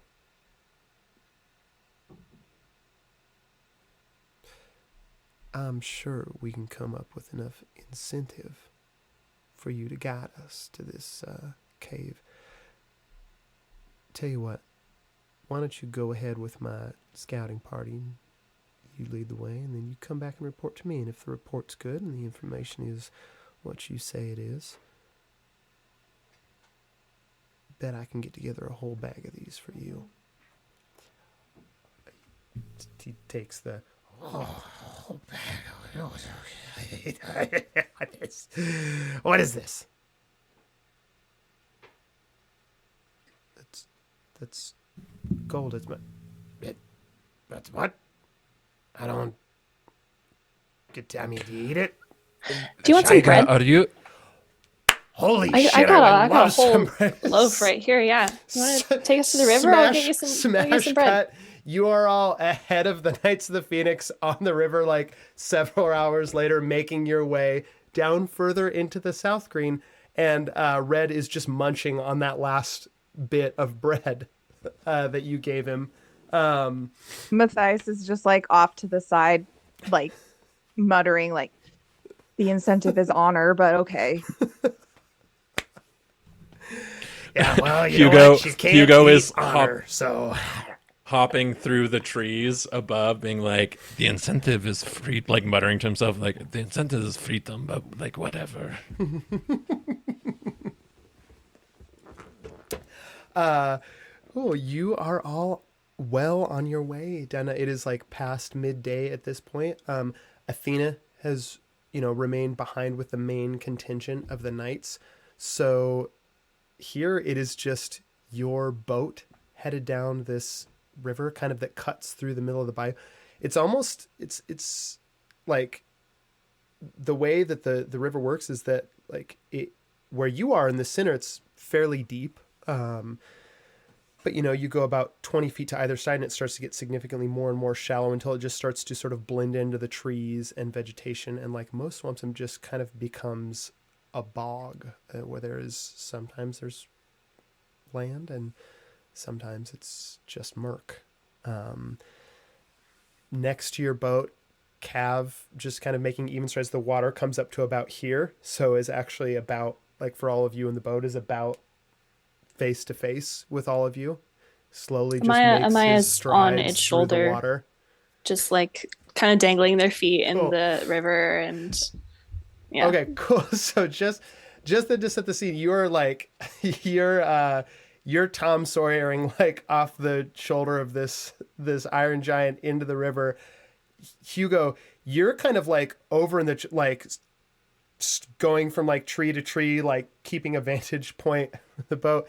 In the boat, it is fully just a poorly dressed druid housing a loaf of bread and a like fairly grumpy mouse in golden armor, like sitting on the prow of the boat. Sharpening my sword and just like muttering to myself about how annoying he is. You see, gets to the last of the bread. Red looks over at you, Matthias. hey, you got any butter? It's a little dry in the mouth. No, this isn't a picnic. It's a battle. Did you say you wanted Situation. butter? All right, well, Maya's like digging through their pack. Maya, I got a little bit of extra got here. butter? Maya, butter. don't encourage Maya's gonna him. try and throw it across the water into the boat. Okay, you make me a Matthias is dexterity gonna jump check. up and slice it out of the air with his sword. You make me a dexterity check, Amaya, and Matthias, you make me an attack roll.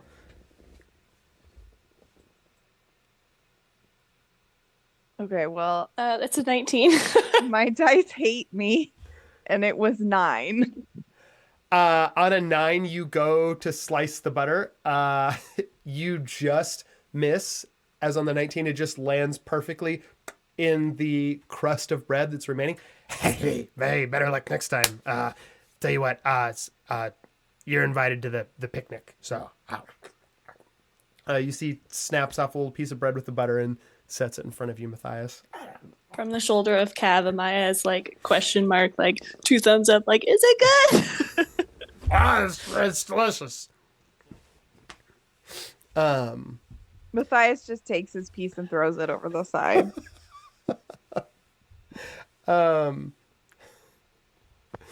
Perfect. Hey, Kev. What does an automaton call its creator? I don't know. Data.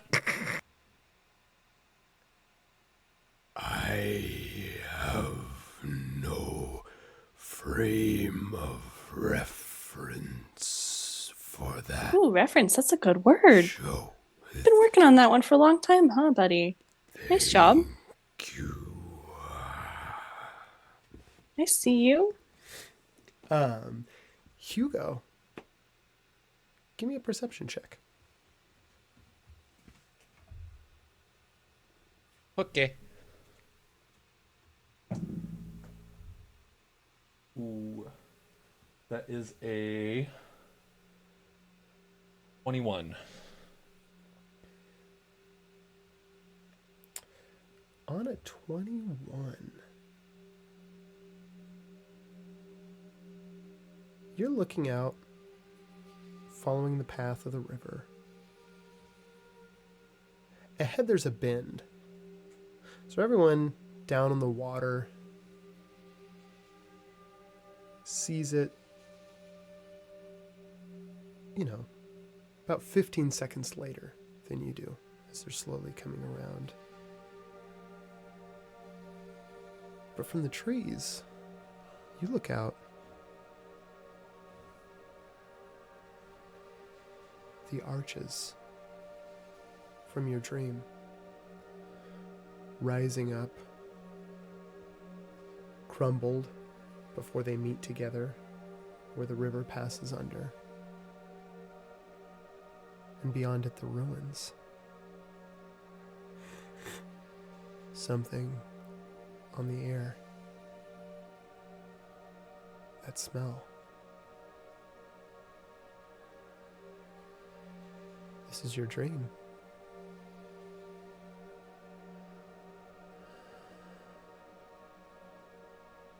Something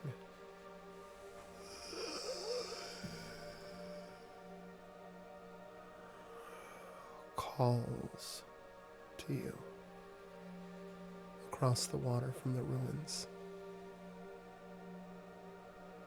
I need you and everyone else on the boat to give me a wisdom saving throw.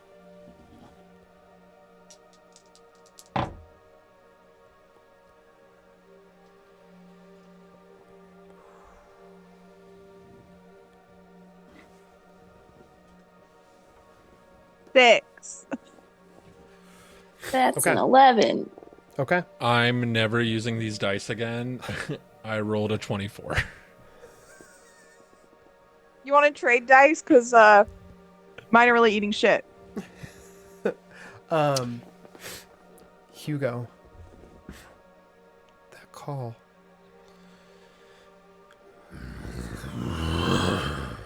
Like a roaring inferno. You feel heat rushing through your body like a wave.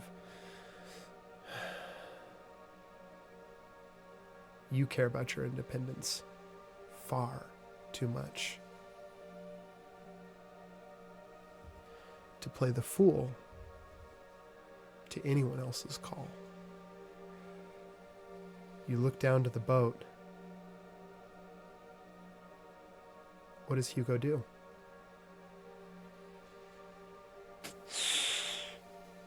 Oh, man. Hugo, excuse me. Hugo loves his independence, but also recognizes when destiny is knocking on their door. They believe in coincidences. They believe in intervention of sorts, whether it's divine or through the common man. So I think Hugo would keep moving along and call out that we're approaching something, and did they feel like that call go through them? You feel the call go through. You know it's passed for you.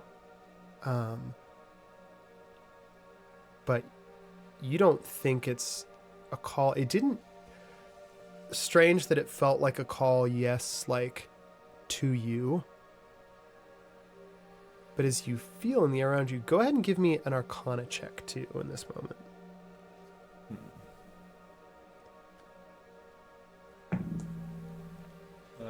12.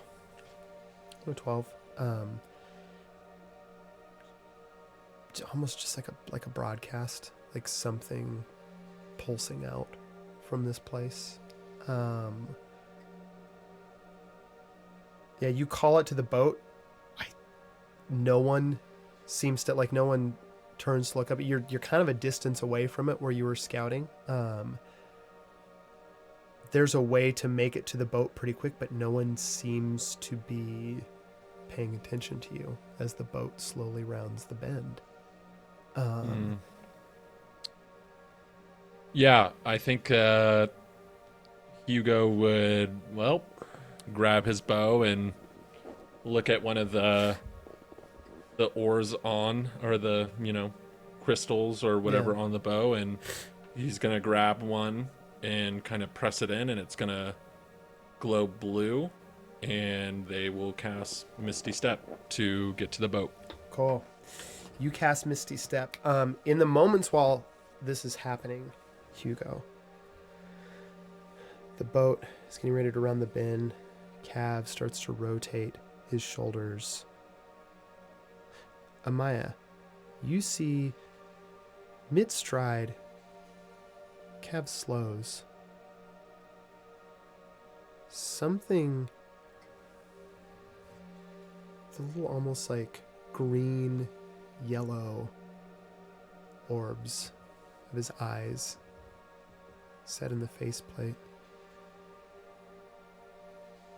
You see like embers almost passing in front of them from deep within Cav. Usually, there's that the grinding of plating, the of parts moving.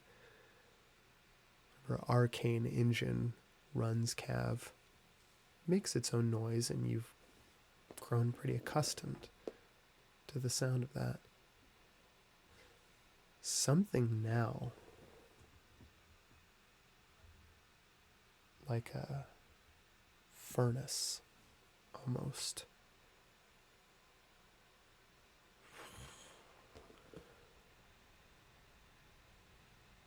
and you see Cav quickens his pace.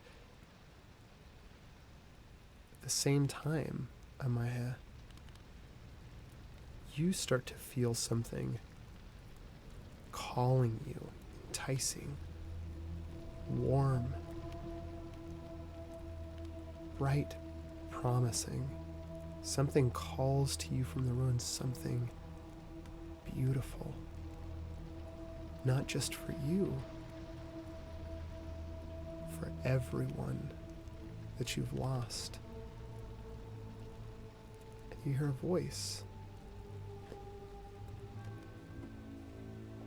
I can give them life again. Everyone.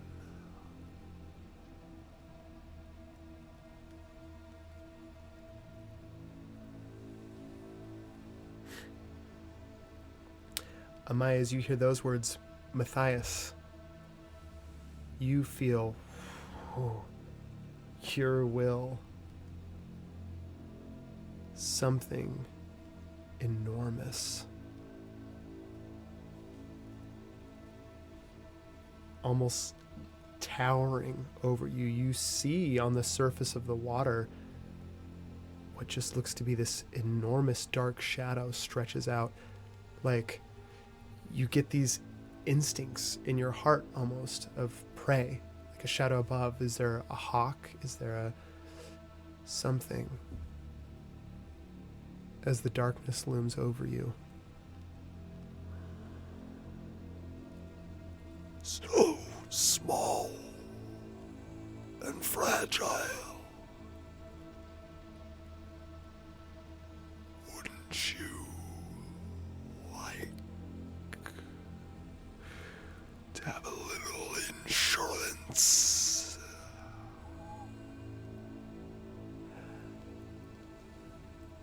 as this rings out in your ears, Matthias, you see red eyes glazed over, flecked with little embers that burn. A bit of smoke comes out of the corner of his mouth. I think the picnic's over. We're awfully close now.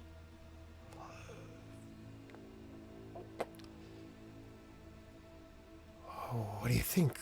What do you think, little guy? Should we do it? Should we answer the call?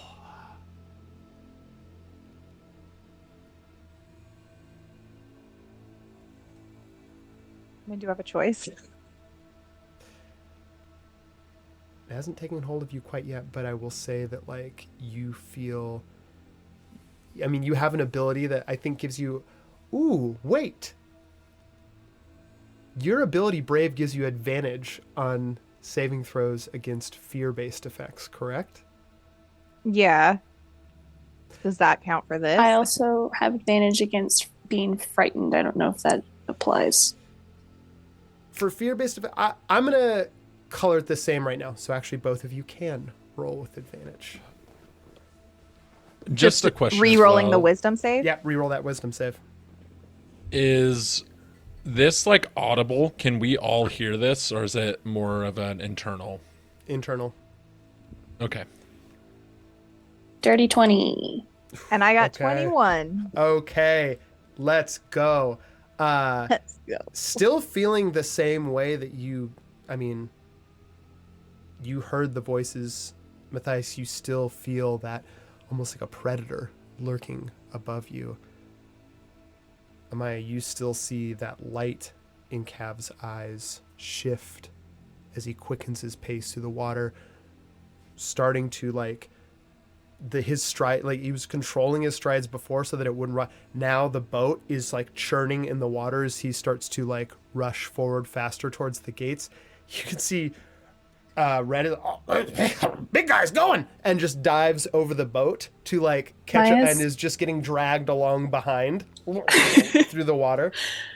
Maya's going to answer the call in her head, and she considers it for a hot moment, but wisdom shines through, and she's going to respond. They're gone. Not your eye can change the past. This guy's all I have left. And she is going to cast Protection from Evil and Good on Cav, which will, if it's being charmed or possessed or frightened, is going to have advantage against that. Okay. Cool. I'm gonna roll for that now then with advantage. Hugo, are you, when you Misty Step, are you trying to appear on Cav or get to the boat?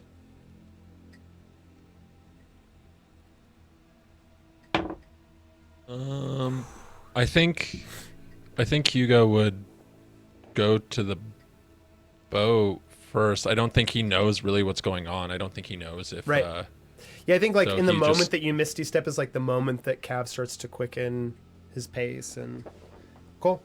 yeah, I would go on the boat. Yeah, you appear on the boat in time to see Red diving overboard and like grabbing a hunk of swamp grass that's wound around Cav and is just getting towed now through the water. Amaya, you cast that spell. Cav is not slowing down.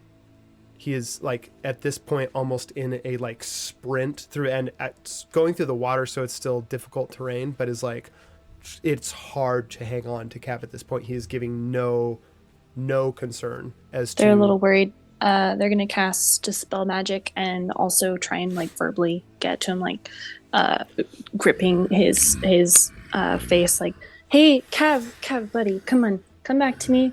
There's nothing good in that cave. I'm here. Everything good is out here. Look around you. You're in the water. It's all rushing through your joints. I'm going to have to clean out so much algae from you later. And look, there's the birds. You love the birds. looks, Even though they get so much shit on you and I have to scrub off. you see- Remember the one last summer? It made a nest right in the shoulder joint here, and we left it for a while. At least as long as till the little ones could fly away. Everything good. Cav It's is right here. returned to normal. Did Matthias He is like, slows his stride. The jostling the boat straps. Red is still not like red. Is like you see now not holding onto the boat and not holding onto the vine anymore because Cav has stopped walking altogether. Is just trying to like I mean, you were all headed downstream, so it's not like he's fighting a current. But you see, is actively just and swimming very poorly. I might add, just thrashing in the water, sort of being carried by the current towards the gates. hey, Red, you're getting your talons wet. And Hugo's gonna look at Matthias and be like, Did what's going on? I heard voices in my head. I think we all did. Red isn't handling it so well. I don't think Red handles anything. I gotta get. Hey, Red, I gotta get to the Red, cave. I have more coffee. Why don't you get some coffee first Weird. instead of dying in a river? Because you can't swim, obviously. Yeah, this is. Oh God, I can't swim. I can't swim. You see, starts to Cav, Cav, Could somebody save give him a him? hand. Cav please. just reaches down, dripping with water and swamp weed as he pulls it up, and Red is just sort of like Also, just make sure he doesn't go to the splayed cave. Just like out. don't crush the him. side of the Be hand. gentle, but just hang on to him.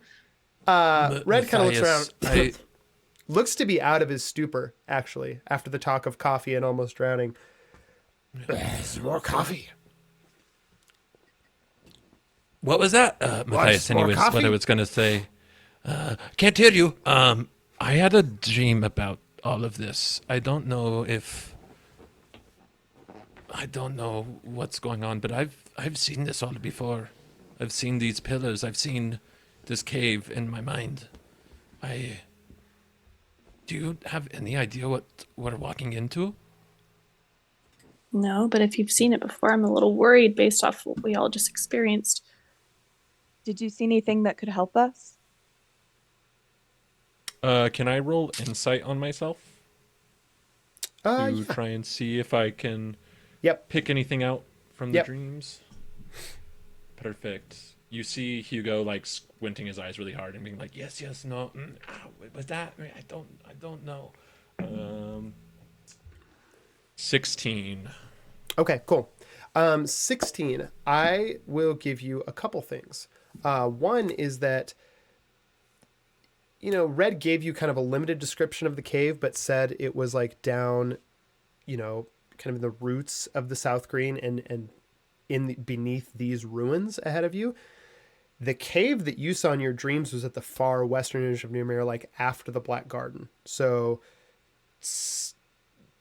maybe like related in an auxiliary way to like it's not directly what you're about to head into. They're sort of like interlocked circles. But that cave, with the quartz and the last plants left growing at the edge of the Black Gardens, you didn't see there's nothing in that part of like, because that was the vision that you got during your survival check to like investigate stuff. The dreams, every time you have the dream, it ends after going through the gates. You're like sitting on the boat and you watch yourself. I will say in all these dreams, you are alone in the boat. But the boat passes through the gates. Thinking back, it's hard to see moments in the dream. But you do. There are sometimes when you have the dream, you remember looking down as you pass through the gates, and you look at your hands, and you just see them burning. You see his fingers just begin to turn to ash and fall off, but there's no pain. You don't feel the pain from it. And as you look up, in the few times that you've had this dream and it's gone this far where it ends right after you pass through the gates, you look up And from a ledge not 30 feet away from you, looking at you down in the river, you see your sister smiling down at you, bathed in blazing light, as if she's just stepped out of a fire.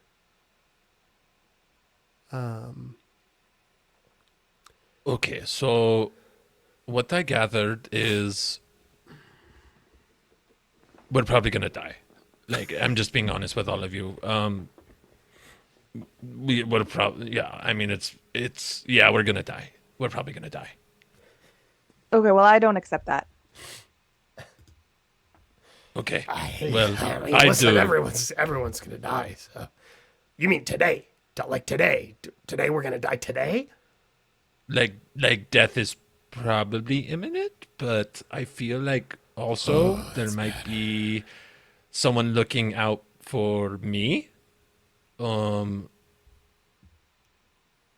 just for me, I don't. Maybe all of us. Well, we'll just see how things go.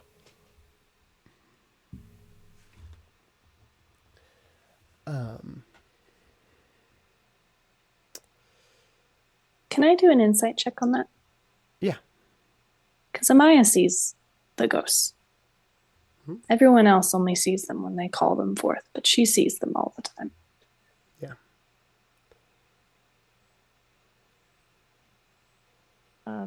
Maybe we should send Red back to report that we found the cave, because I don't think he should come in there with us.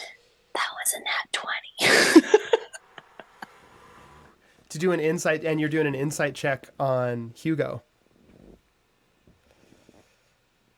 Hugo, what does Amaya get with a nat 20 on an insight check? I mean, she reads you. You would get that Hugo has a very special relationship with his sister. And his sister was his protector for a very long time. And he only reacts a certain type of way when he kind of feels her presence. And Hugo feels her presence right now and is trying to process that. So, look, you know Hugo well enough. They're ready to die. They know what life they live. So they're always gonna throw up like, yeah, we could die. But saying that he saw somebody like he has protection only means that he feels his sister's presence, and there's a reassurance in that.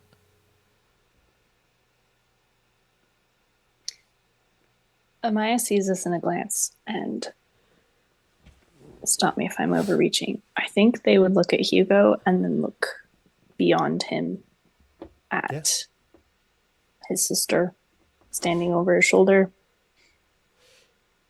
You go to look. Amaya, you see ghosts. You don't see Hugo's sister there. Delphine is not standing over his shoulder. Give me an Arcana check or a Perception check. Whichever one you want it to be. 13 perception. Okay. On a 13,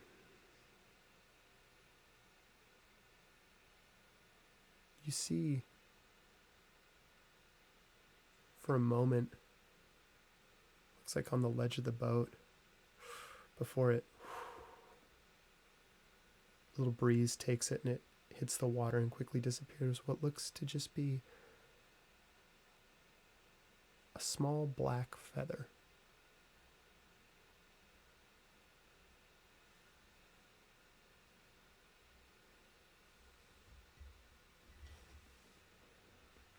Okay.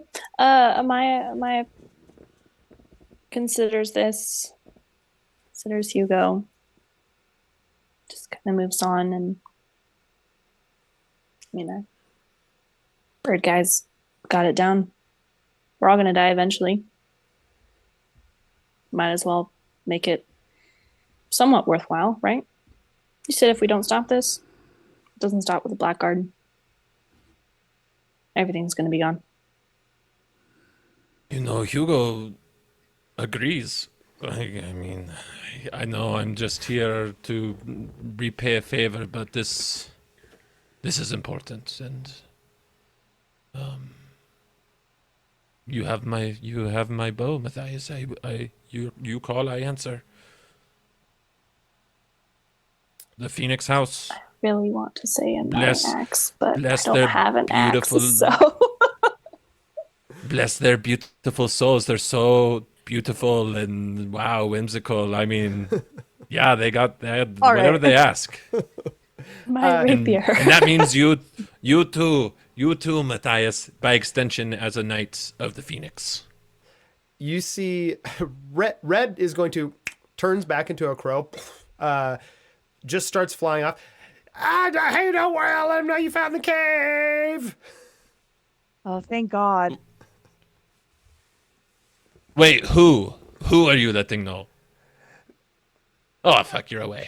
I always, for someone that sees so good, I'm not good at the situational awareness. We can only hope he means that Hugo's he's going to doing just return fine. to Athena. I can shoot them down. If not, if No, they're no, going let's to the not. cave No, house, Let's avoid that. That won't be necessary. Hugo racks arrow. And he's you like, do "You have sure? a heart You sure? after all. You sure?" No, okay. I trust you. I mean, I don't believe in murder. I see You you. should try- You I hide mean- it under those cute little ears and your gruff smile and strong armor and the deadly blade, but you're a softie.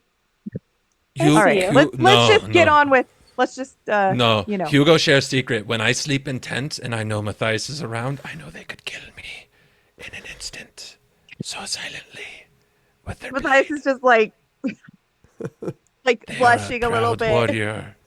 like not used to so much attention, and I have also so never much seen.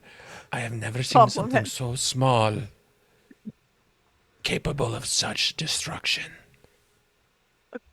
Well, man, but okay, let's focus on the quest. It's clearly our destiny because otherwise, how would we have all ended up together? Let's be honest. So, You are we doing this?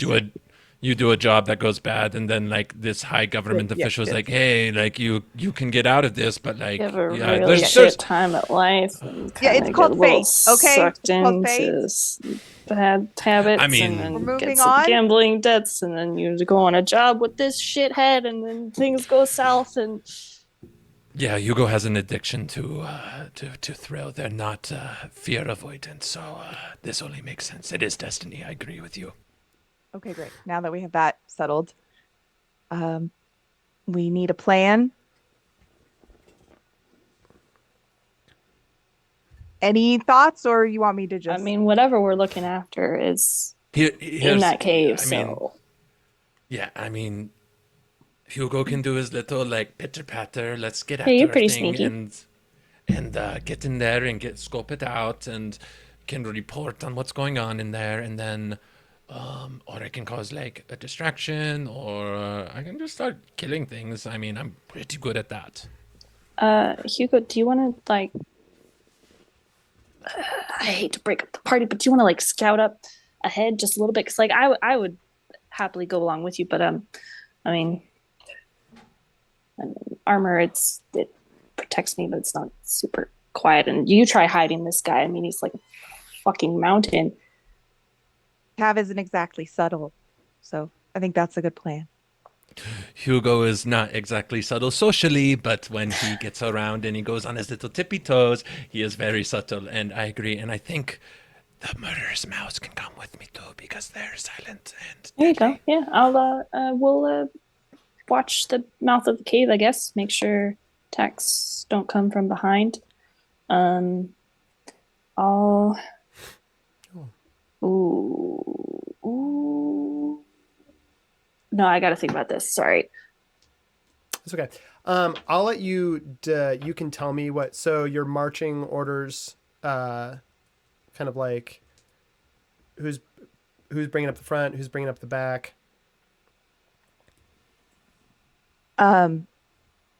How about this?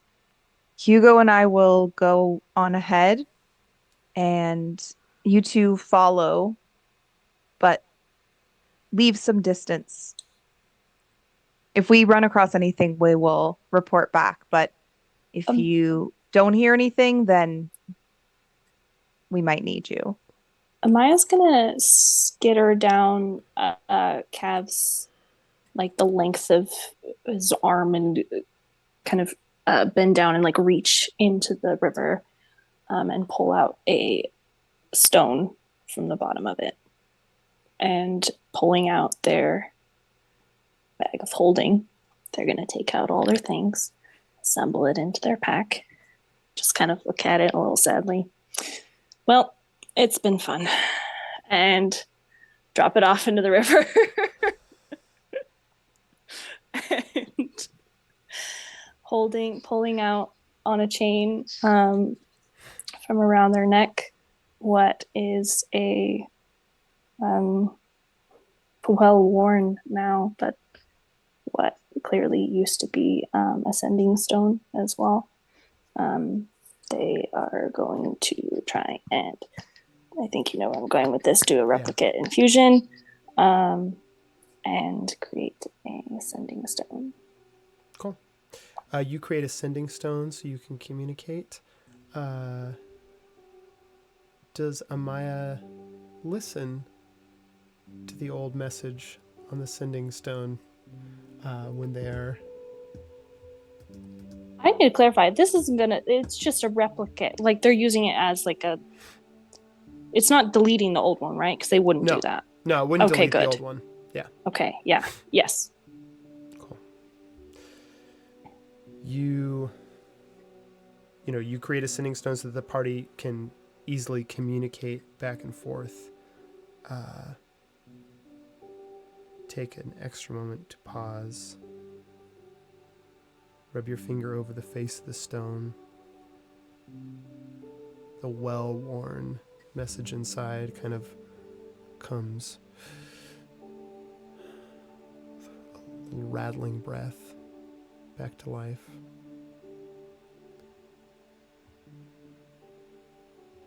Hey, Amaya. It's Mom. I know. I will let you. Just quiet, okay? Look, I don't know how soon you're going to be back home, but I just wanted to say happy birthday. And I miss you. I love you. Your brothers are here. Let me talk. Let me say happy birthday to her. I didn't get to say happy. Just hold on.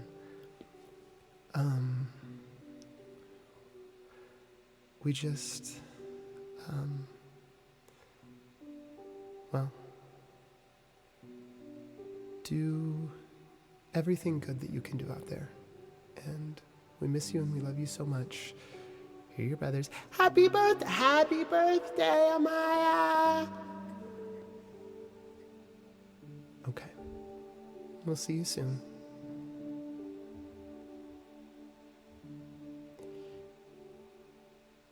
And you have another sending stone to give to the party. Made me tear up. That's great. Maya is also a little misty-eyed and smiles to herself and holds the stone a little closer and a little tightly. And then she's gonna tuck it back under the neckline and hiding away under the armor. And the sending stone, gonna pass it off to Hugo. Okay. Hugo's gonna take it and be like, Yeah, the allergies are getting me too. The forest and the ash and all that stuff. Yeah, it's the pollen every time. Yeah, the pollen of emotions. and he's gonna kind of dip away. Oh, fuck you. And Amaya's gonna like shove him a little.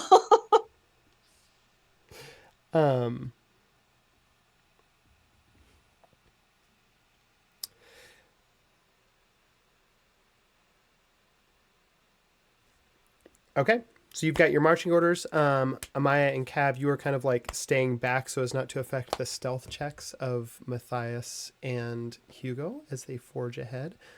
You're at the point, you kind of reach a point shortly after the gates as you are getting into these ruins where the water is far too shallow and murky to go on boat anymore. So you can kind of just like dock it over in the weeds and get out.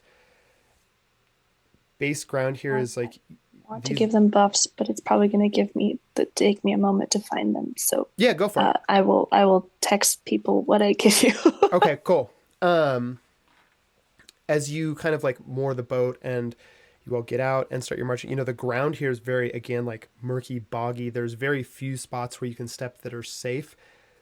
These are ruins. Somewhere beneath this bog is probably streets, maybe even smaller dwellings. It looks like it's just kind of the higher ones that rise out of the murk in this place. But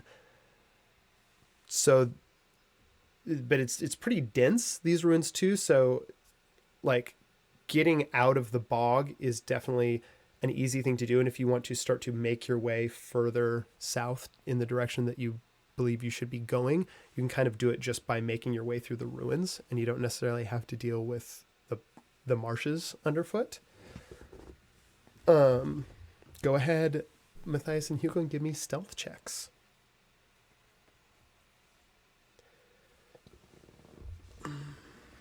Start off with some guidances as well before you slap that on, before you head out of touch. Cool. Yeah. So you can each add a D4 too to that stealth check.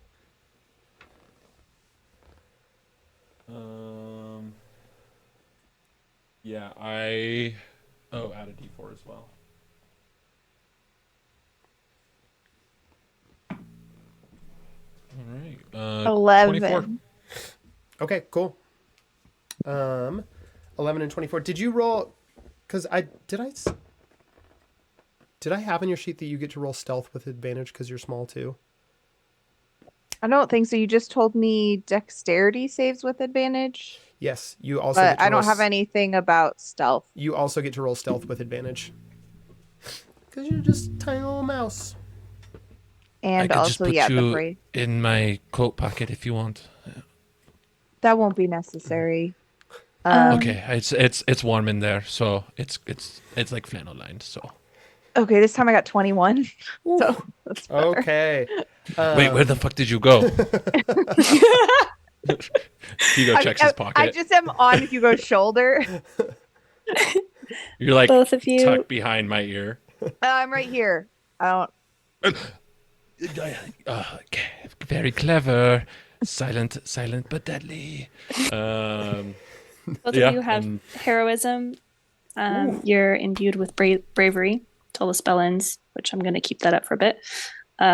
You are immune to being frightened and gain temporary hit points equal to my spellcasting modifier, which is 6, I believe, at the start of each of your turns. So you have 6 temp HP at the start of each turn. And Cool. yes. Do you want to?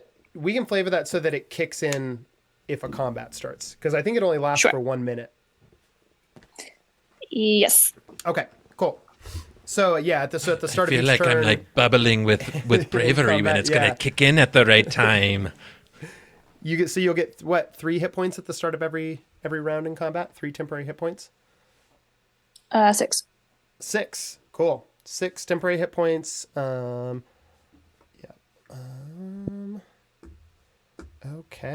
All right. Sorry, does that stack with each round, or is it just does. No, like it they totally, go away and then No, it you just doesn't get go away. 6 extra points every Yep. round? Yeah. I will say it doesn't work quite like healing though, because they're temporary hit points. So if you were at like 0 hit points, like if you got knocked unconscious, temporary hit points can't heal you, unfortunately. But it will stack. So basically you get more and more each Okay, round. cool. Up to a full minute, which is 10 rounds in combat, which is absurd. An absurd amount of time. And that'll just kick in when combat starts. Also immune to being frightened, which I think we established that the cave Also- voice was like fright based. So Yeah. I'm gonna use heroism on Maya too, so everybody has it. Because I also have that. Perfect. Everyone's got it. And Cav, if yeah, my did already. Cav will have it too. Awesome. Okay. But mine's only 2 temporary hit points per turn. Okay. Matthias, is this what the hero feels like? I feel like I'm doing something good and like brave and oh my gosh, is this how you feel all the time? Yeah, most of the time, yeah. Um, You know, for something so cute and cuddly, you're a stone wall. you're very stoic for a mouse warrior. Whatever. I'm Hugo. Hugo's just gonna like stealth away. Thanks, Hugo. okay. You're all making your way through the ruins. As you are all 3 of you, go ahead and give me perception checks.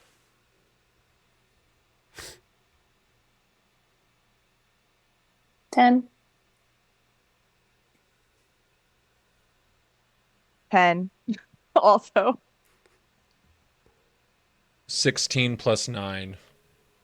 Ooh, wee, 25. Okay. I mean, I have crazy dark vision, so Yeah. it's On a 25, you've been navigating the ruins now for probably, I don't know, a couple hours. It's kind of slow going, making your way through them. That smell. I don't know if Matthias smelled it back in the camp on the bodies of your ambushers, but for you, Hugo, and you, Amaya, that acrid smell is, oh, it's so strong in this place. You begin to see small cracks in the ruins where it's hard to tell sometimes the way that, sun is beating down, maybe just a trick of the light, but here and there almost like little plumes of smoke escaping.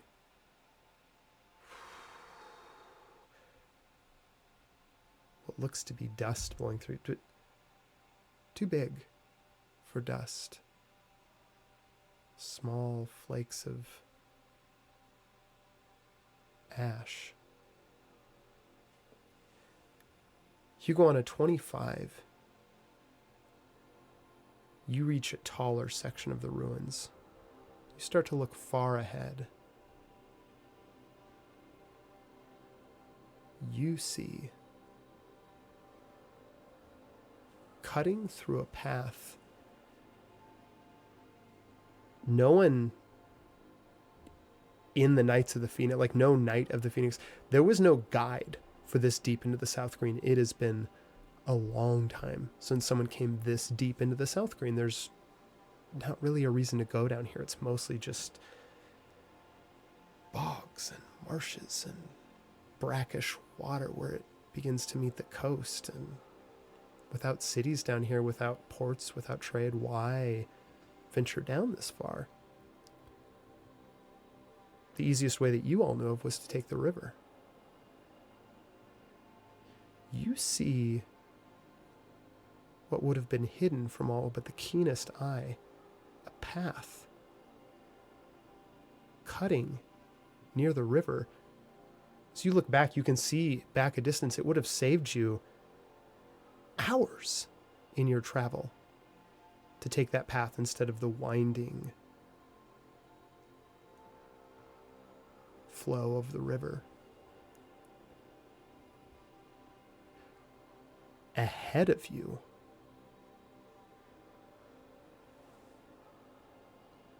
this path emerges into a valley in the ruins. You can see it's kind of walled off on all sides, so there's no slog in here, no water. It's dry. Far in that it's probably still a good 30, 40 minutes away from you, what looks to be an entrance to the mouth of something that leads underneath these ruins. You see the majority of the forces of the Knights of the Phoenix pouring into this entrance. And in this moment, Matthias, you receive a sending spell from Athena.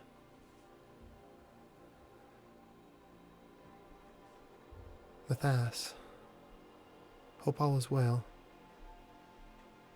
A lot of the knights felt driven to cut off the river and insisted we could make our way through the Southgreen quicker if we followed a path, and lo and behold, they were right. I don't know what urgency drives them on, but something's calling to us. Maybe destiny, maybe honor. We may reach the cave before you. Make sure no one comes up behind us. I'll see you soon.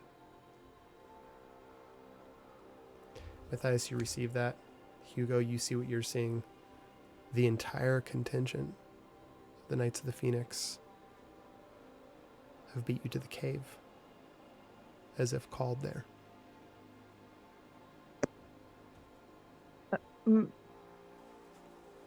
Matthias, I guess, reports the message, because just I heard it, right? Yeah, just you heard it, and just Hugo, you spotted, it's happening simultaneously. Athena says they've been called. Yeah, they have definitely been called. I mean, they're here. I mean, can you see? Do you see that? If Hugo points it out, you can see it, Matthias. This isn't good. If they've fallen to the call, they're not going in to vanquish whatever this is. They're going to turn out like all of Red's friends. We need to do something. Hugo's gonna look around and see if there's just looking to see, because he doesn't want to charge in with all these people charging in. Is there a vantage point up above? Is there a different path? He's looking for any option. You got a 25 perception check. You see a path that could get you there. You still think maybe 30 minutes away from the cavern at best. But you also begin to see something else. Not a trick of the light. More smoke now. Black and acrid is rising up from the cracks in the ruins around you.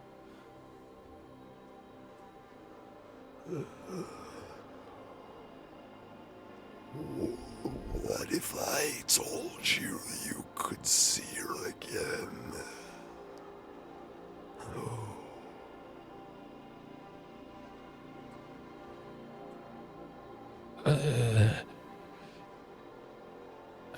I Hugo, no. As tempting as that offer and how Hugo finds it, I don't know if I can afford therapy again for that, so I'm gonna have to decline. What a shame. Everyone go ahead and roll initiative. If I may, with Yeah. the sending stone, I am going to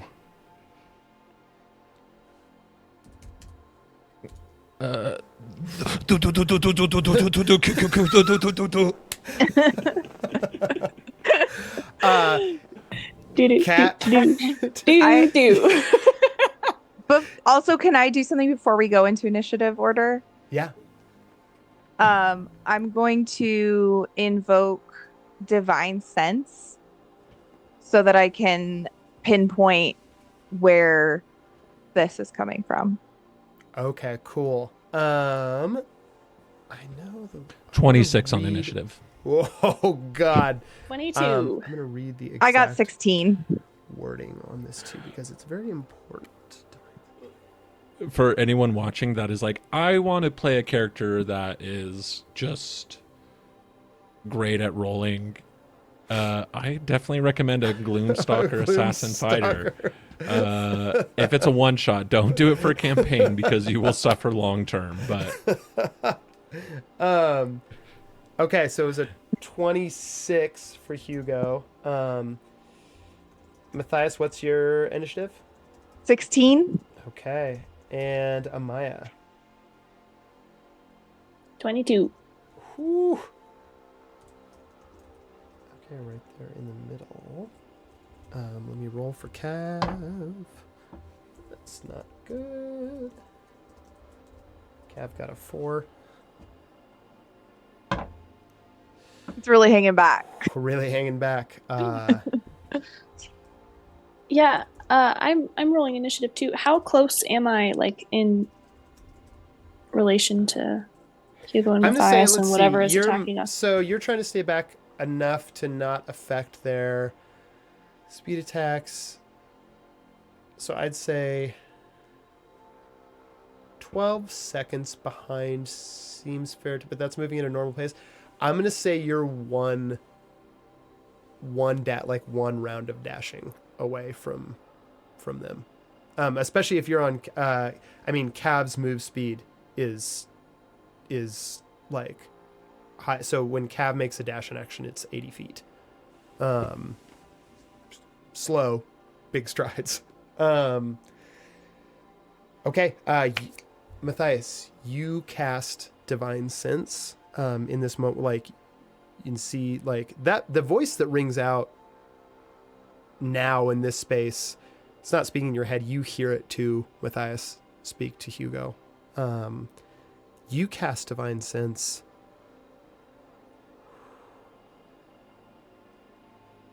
Like being stalked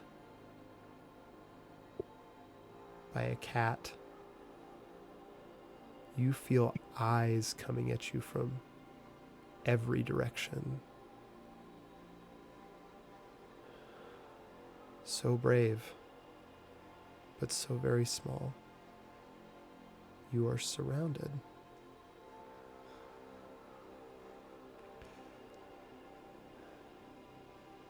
All the world wants to catch you. And if they catch you, they will kill you. But first they must catch you.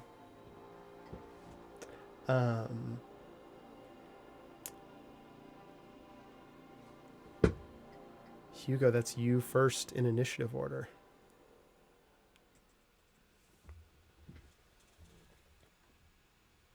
so, where is this thing? Is it like on top of me? Is it Where like? is it indeed? Go ahead and give me a perception check.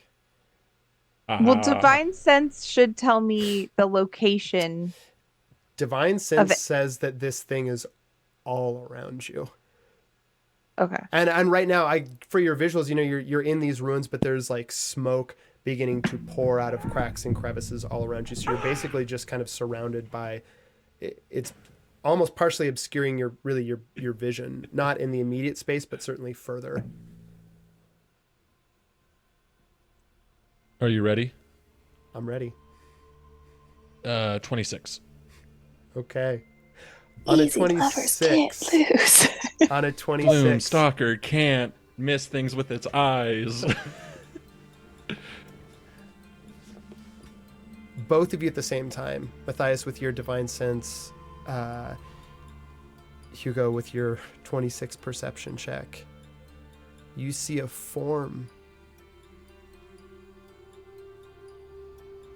in the smoke that surrounds you.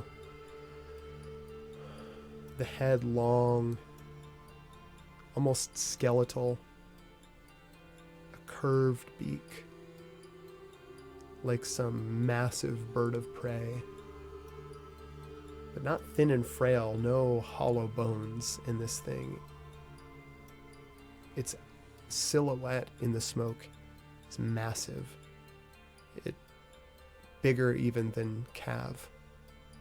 Its shoulders large and stretched, what look to be talons in the darkness of the smoke, outstretched. It is directly in front of you in the smoke. Are you fighting Atticus's god? Hugo, knowing that this thing is deceptive and is probably going to try to hide and do the whole game Hugo's so familiar with, he's going to cast Hunter's Mark on the Phoenix. A very keen thing to do. Yes. Am I in like engagement range with this For thing? sure. Yep. Like I think if it's I about disengage. it's 30 feet away from you in the smoke. So Yeah, no, I mean, think- you're not. It's neither one of you are in each other's threatened area. Okay. Hugo is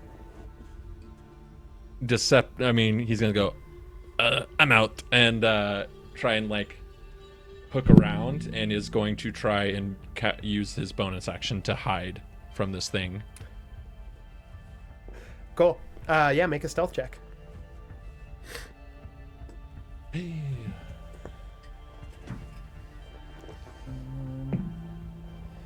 That is 22.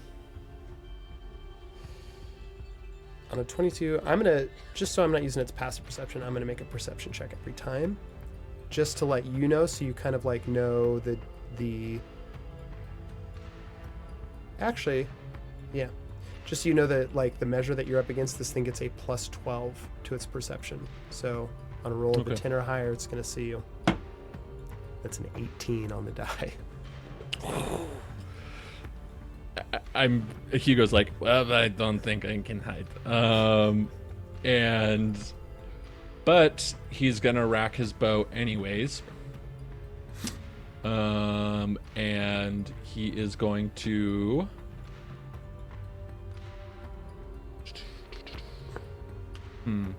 He's like, man, fuck this thing. He is going to rack his bow with. You see one of the crystals on Hugo's bow glows with like, kind of looks like gross like squid things, and it looks like there's something inside of it, and is gonna fire an arrow of Evan's black tentacles at it. And Here we go. Make that attack roll. yeah. And then okay.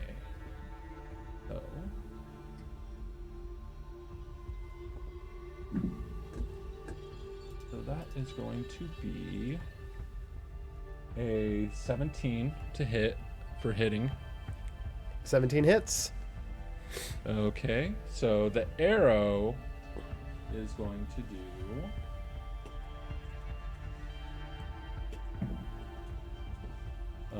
That's going to do 9 damage. Plus, I get to roll a 1d6 for Dread Ambush for my first attack. So that's a 4 on top of that.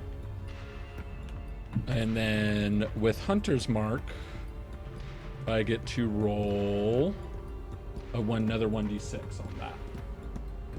Mm-hmm. And that's a 5. So 6, 5, 4 for damage. 15 Yep. for the bow. Okay, cool. And with my Dread Ambush, I get a third attack on the first turn for me. Yeah. Did you roll the damage? Oh, for the I did. spell I did. too? Yeah, sorry. No, it's okay. Don't play this. Don't play this class. There's a lot going on, and I have to like. I'm constantly swapping through pages. This isn't fun anymore. Yeah. So they need to make a dex save. Cool. That is a, let's see, 12 plus 14. So they pass. Okay. So I think a dex saving throw. Is they it must just succeed on a halved? dex saving throw. 3d6 and must be restrained. A creature that starts its turn in the area is already restrained by the tentacles. Oh my gosh. So it's not restrained, but it takes the damage, Okay, cool. and that's 3d6.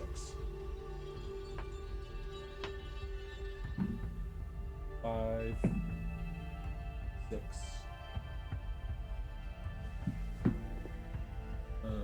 5.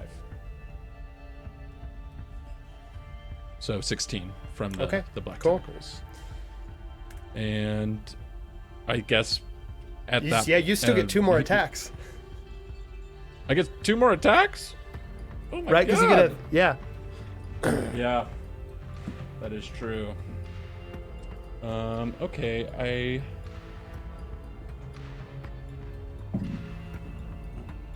that second attack. Wait, I'm so sorry, I have to check something. Oh, it's okay.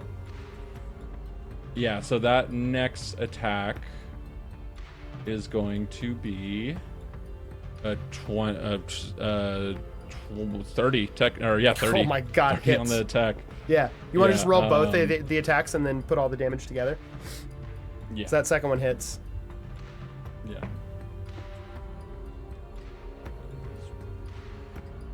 Gosh, math.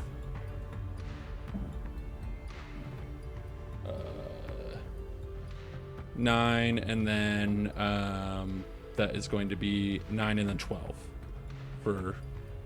and then yep. For the damage? 9 and then 12. So 20. Or I'm sorry, 12 and 6. I forget that. Okay, cool. The black tentacles 18. or Hunter's Mark doesn't get a bonus to it. 18. Okay. And then third attack. Okay. Hugo's gonna go like, what the fuck? This thing is taking it. And I'm going to rack. I feel like they are trying to. You're using the voice because everyone's hearing the voice now, right? Yes. Okay. I'm gonna rack an arrow of silence on this thing and try and plunge it into it. Okay. So you see Hugo's like hits another rune on the bow, and it's like cloudy. It looks cloudy and like magical. And that is a natural 20 on the die for that hit. Okay. Throw all that spice on it. Jesus Christ. Who's that? They don't exist in this world. Okay, so 13 and 7. 13 plus 7 for the crit on the bow. Okay. And then do I roll double for Hunter's Mark on that? If you can throw Hunter's Mark is only once per turn, right? The DX or D6? No, I think it's once per attack. Let Let me check. I could be wrong. Oh, yeah. No, it's whenever you reach. hit it with weapon attacks, you double that too. So 2d6 from Hunter's Okay. Mark. Okay. 5, 4. So Okay, 9 another total 9. from Hunter's Mark. Oof. And I think that's it. The silence is wherever the spell is cast on. Oh, yeah. It's a. Sorry, guys. No, it's okay. Is it a Constitution save? No, there's no Or is it a saving throw Oh, for the yeah, there duration. isn't. You're right. It's up to just 10 quiet. minutes. Yep. No sound can be created within or pass through a 20-foot radius sphere centered on a point you choose within range. Which you did. You Any pulled a creature- parent, and the point that is cast is on this arrow, and the arrow is in. Any creature This or entity. object entirely inside the sphere is immune to thunder damage, and creatures are deafened while entirely inside it. Casting a spell that includes a verbal component is impossible there. Okay. And then with my distance, I'm just going to try and put more distance between us. Cool. I'll also be willing to. I mean, I'll flavor it like if you're trying to like pull back a little bit from this. I'll flavor this if you. It's up to you, Matthias, if you would let Hugo take you or not. But the same way that like Amaya gets to just move with Cav on their movement, you're small enough to just like go with Hugo and take Hugo's move action as your own for free. If you want to move back with Hugo, or do you want to stay here at the front of everything?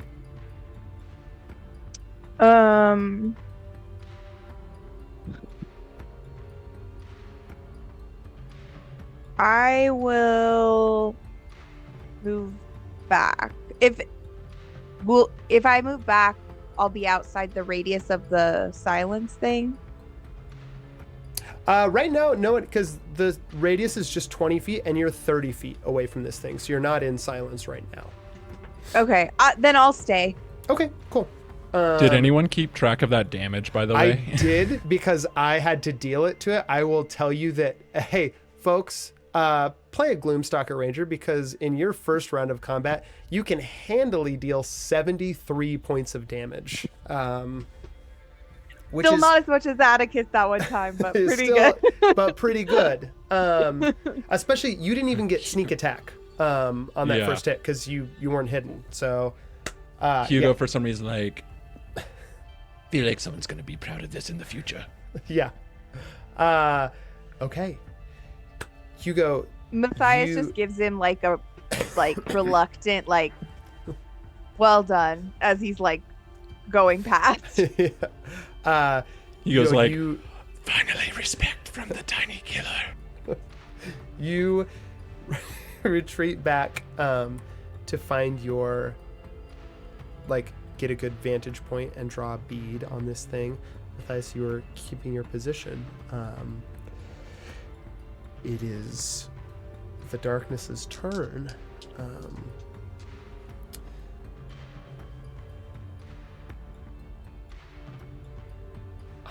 I'm going to, let's see, what is this?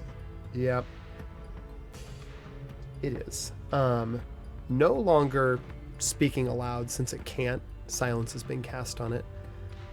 Matthias, you hear, echoing in your mind, So brave for one so small.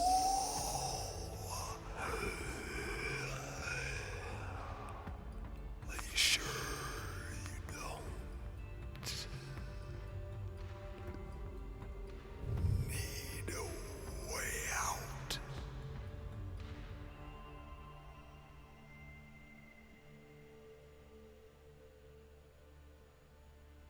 No, I'm good. Okay. Everyone go ahead and make me a dexterity save. Since the darkness started their turn in black tentacles, they take another 3d6. Yeah, go ahead and roll that 3d6. 16.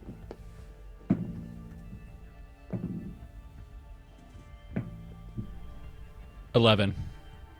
Okay. I got 13. Okay. Was that the 11 was the damage, right? Not your dex save? 11 was damage, yeah. Okay. And then what's your dex save? They also need to make another dexterity saving throw. Okay. I have to make one. You have to make one. 18 on the die for a total of 20. Dex saves all around. They're fine. Everyone, dex saves.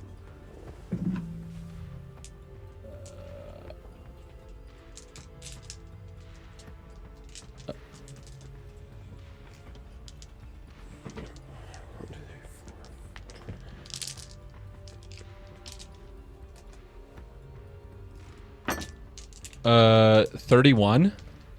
31 on a dex save. Holy I have smokes. +9 to dexterity Oh my god. on dex saving throws. I'll tell you right now, you're going to be very thankful for that, Hugo. Hold on, I have some math to do.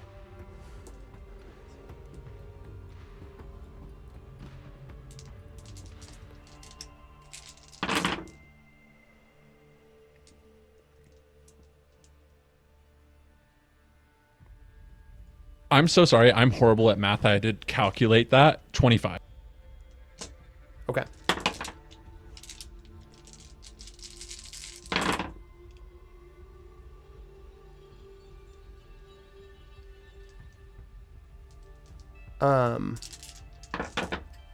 Okay.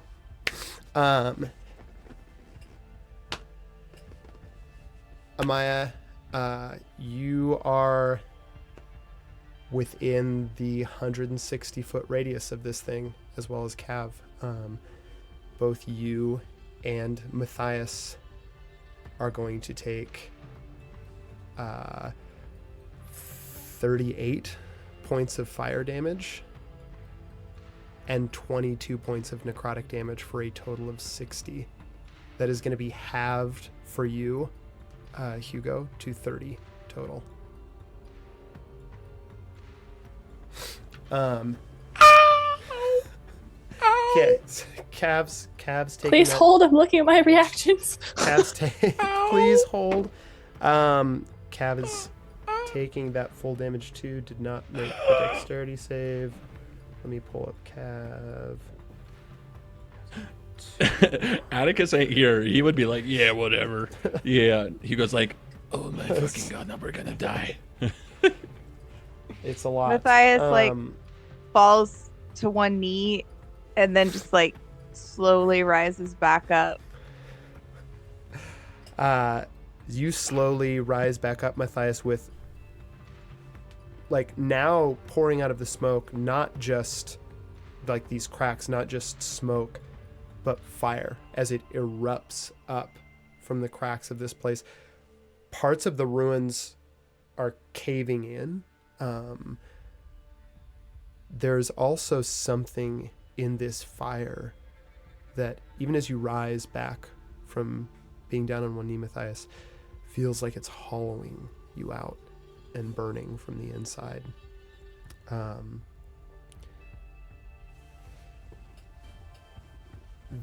My reactions apply to area of effect stuff. Yeah.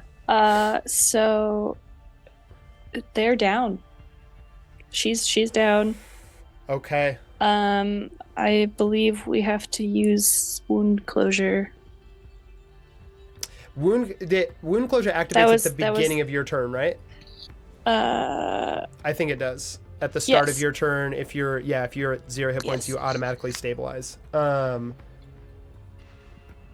I'm going to flavor that too, as you're still allowed to roll, because if you hit a nat 20, you'll come back to 1 hit point. So you can still make one roll, and if you don't hit a nat 20, then you just stabilize. But that was a 7, happens. so no. Okay, that happens. That is a big hit coming through. Cav takes it, and it Cav almost kind of stumbles for a second. As he stumbles, you fall, this fire hollowing you out inside, and Cav catches you.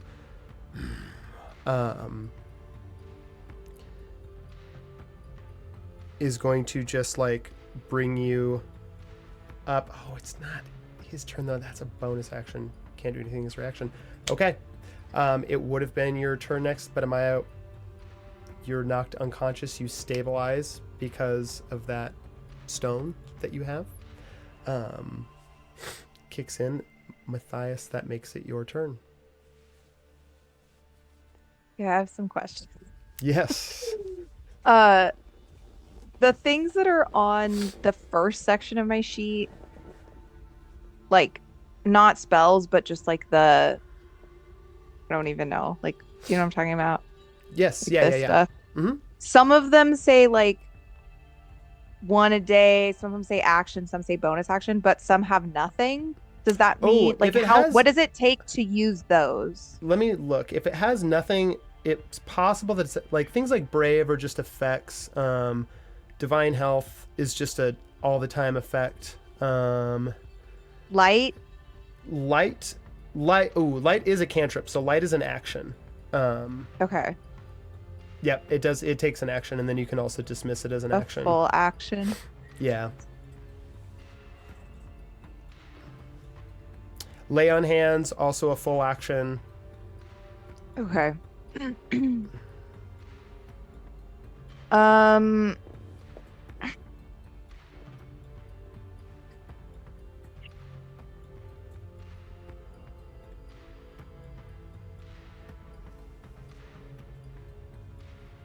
I'm going to.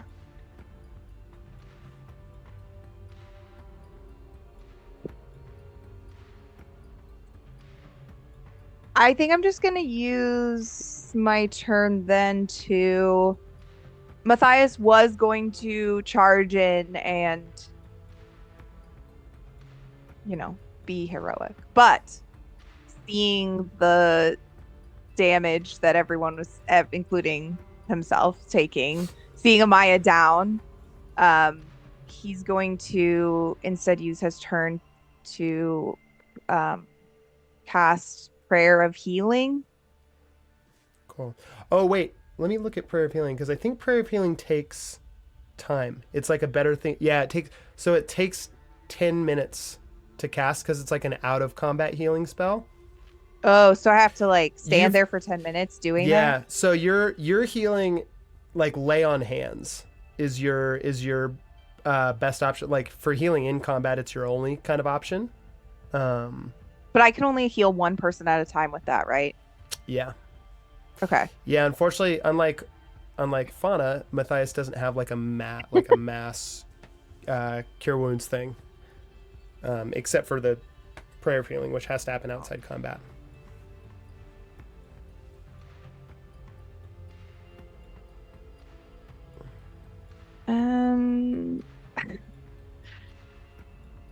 How is this thing looking? Like, does it seem like it's in rough shape at all, or? You can give me a perception check.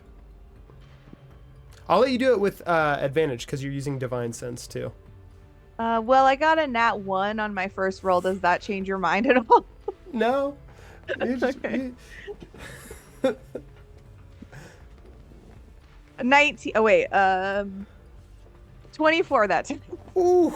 Okay. Your dice hate your mice warrior. No. Hugo did a lot of damage.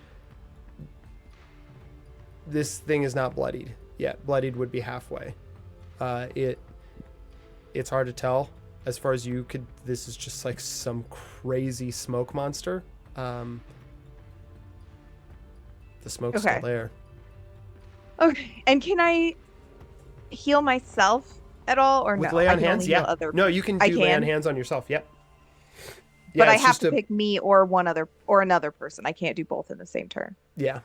Yeah, it's just a Okay. pool of healing with 40 points. So you can spend as many points as you want to heal yourself or someone else as an action. Okay, I'm gonna retreat back and use lay on hands to heal Amaya.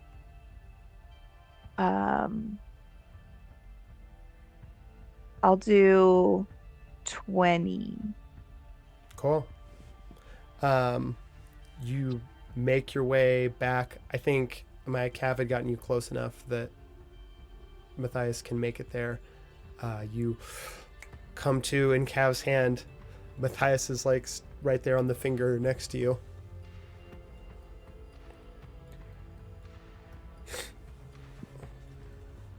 Yeah, she's gasps for breath and kind of like curls in. Probably almost crushes Matthias just in the instinctual like lunge forward, and coughing up blood that used to be in their lungs. And I'm not gonna do anything else for now because it's not yet my action. Okay. Matthias, that's your turn. It is Cav's turn. Oh wait. Sorry, Oh yeah. I Do you can have use a bonus action, right? Mm-hmm. Yeah, if I'm you've got just one. gonna do channel divinity. It's not gonna do anything right now, but it might help if I have to do any like Perfect. checks or things for during the sure. battle. Yep. Cool. You channel. And then I'm just gonna get as far away as I that. can if I haven't used up my whole movement yet. You did use up your whole movement Okay. getting there. What I will tell you now is that like in this like Cav immediately realizes the danger too. again, the smoke is kind of surrounding you on all sides, so there's sort of this circle that is clear from a lot of the smoke, and there's still some here, but the thick stuff where the creature is surrounds you, so you're kind of in about a maybe 40 by 40 foot circle that you're protected in. Hugo, you're in this space too. If you kind of like retreated back to where Cav is going to use his turn to sort of like sets you down and just kind of like crouches down to provide cover for all of you facing this entity, and is also going to use their turn to just take a little special thing that I came up with for him, which is not a dodge action, but a protect action, which gives attacks against anyone but him disadvantage. That is his turn. Back to the top of the round. Hugo, that's you. I'm scared. All right. Yeah. Okay. Yeah. No, not that person. Hugo is like, oh shit, and is gonna. They're gonna try and hide again. They're gonna try and get a vantage point where they're not detected or something like that, just so they can, recollect for a second. Cool. So you're taking the hideout. Go ahead and give me a stealth check.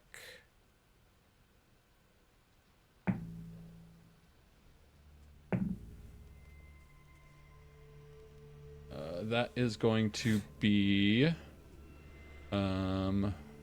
17 plus 11, 28.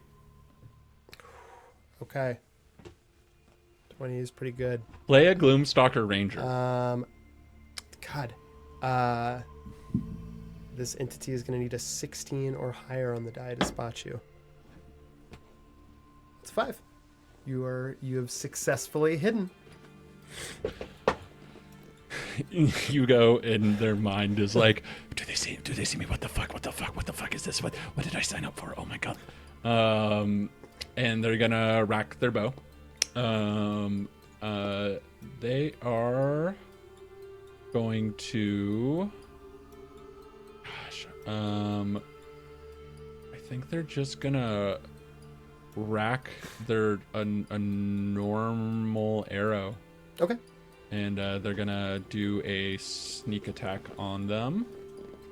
I will roll on that. That is 19. 19 hits. Okay. So we're gonna do. Sorry, so many things.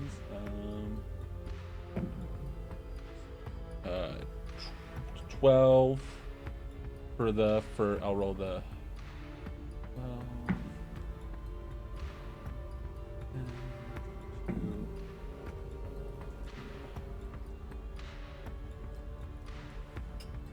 30 total for sneak with the sneak attack, and then Hunter's Mark as well.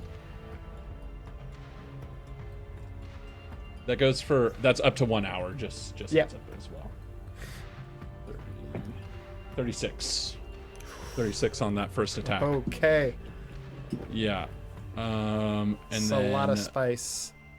A lot of spice. Why is it spicy?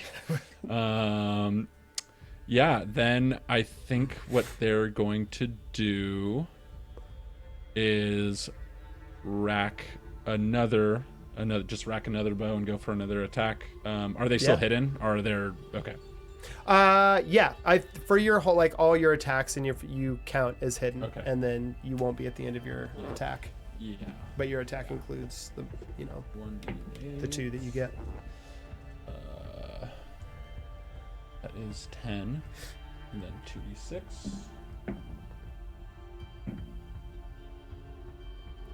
Another 10, so 20. And then Hunter's Mark. 25 on that second hit. Yeah, and I think yeah, they're gonna action surge.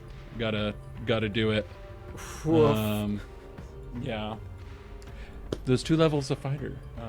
Just for the action surge. Yeah. That is 14 for the hit.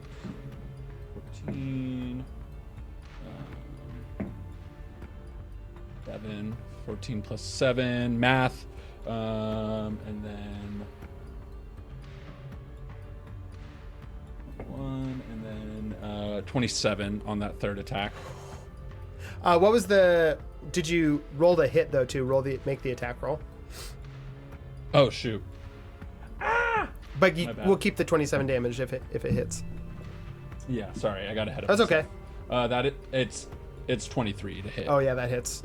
So 27. Okay. Yeah. And then for my final move, we're gonna roll for that. Sorry, y'all.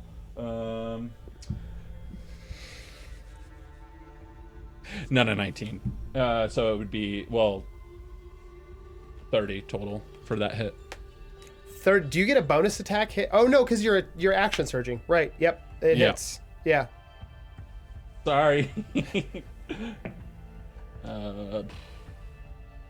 14, 2, 6, 5,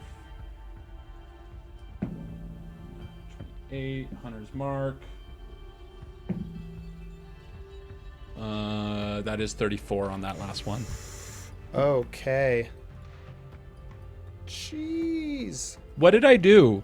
Did someone keep count? A lot. I will tell you, I didn't keep count. Well, no one else has attacked it yet, so it's only you that's done the damage so far. And I will tell you that in 2 rounds, you did use your action surge. In 2 rounds, you have done 206 points of damage. So if you average that out, you're at Everyone. 103 points a round.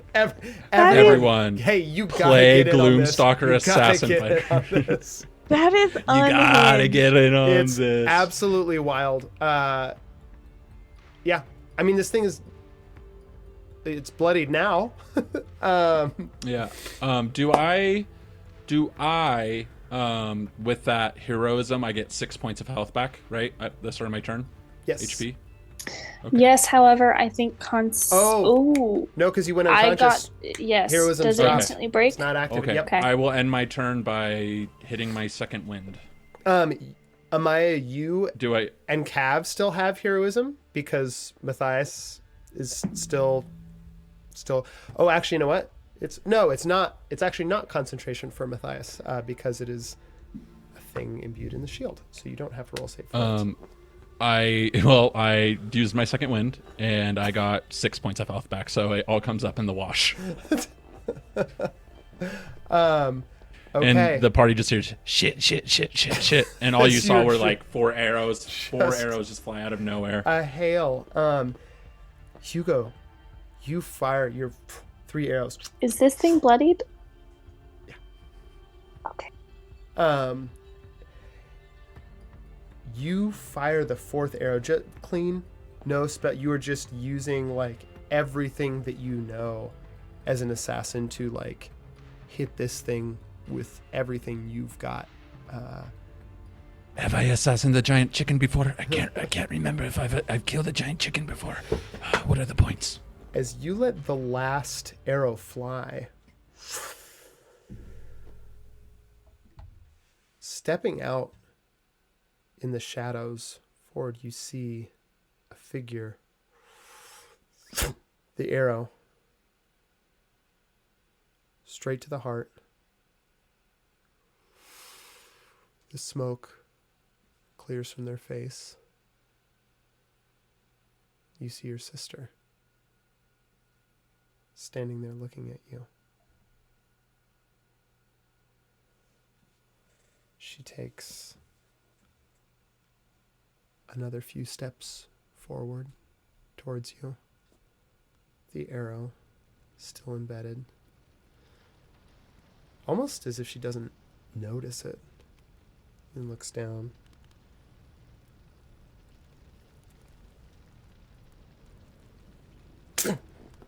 Except it's silent. So you hear no sound as she snaps the arrow. Pulls it out of the back. You see a little stream of blood.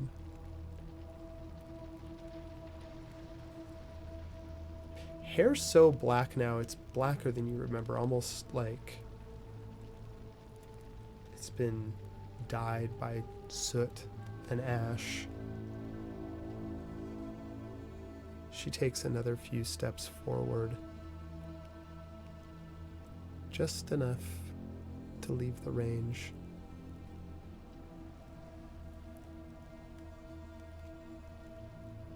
It's good to see you, brother.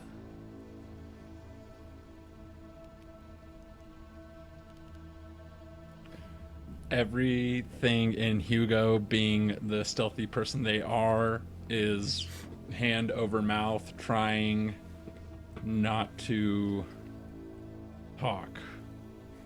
But there's things slipping through. Kind of like tears, almost. Some sobbing, but not like just mutterings of like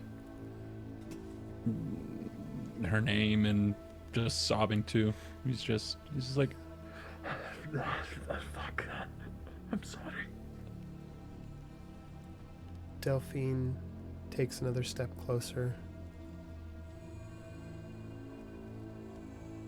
It's all right. You can't hurt me anymore. No one can hurt me.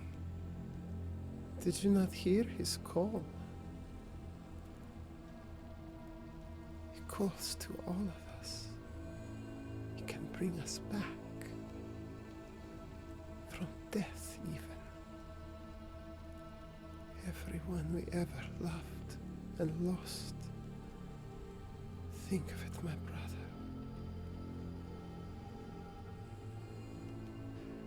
Delphine, this isn't life. This is not the life you had. This is... Have you seen yourself? Have you seen what the land has become? You see smoke coming out from the corners of her mouth. We are shaping it into something beautiful. Can't you see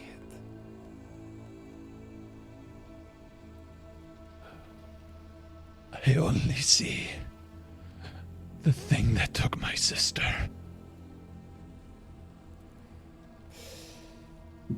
Hugo, roll me. What kind of a check is this? Roll me an insight check. But it is on yourself.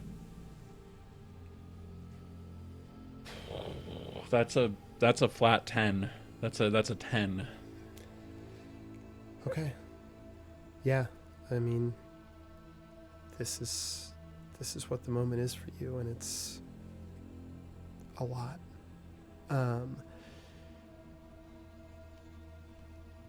Matthias and Amaya, you're both right there.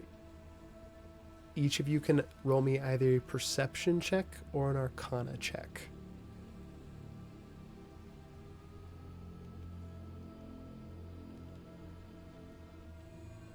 Eight.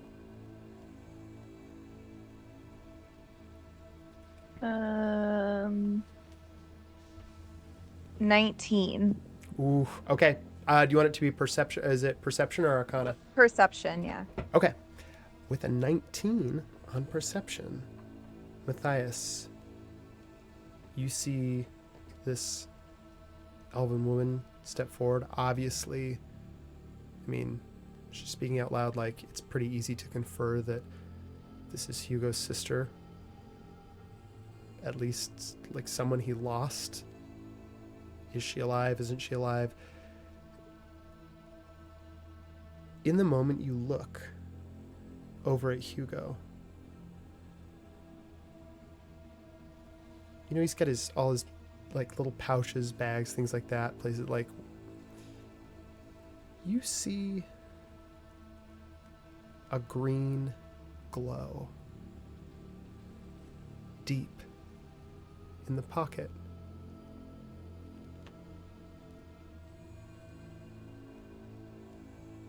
Of his bag?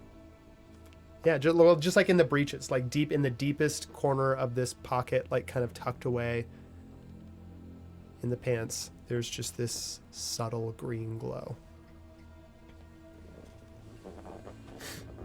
I missed Hugo. that. Was that in Hugo? Yep, in Hugo's Hugo pockets. stuff? Yep. Hugo, what's going on in your pants?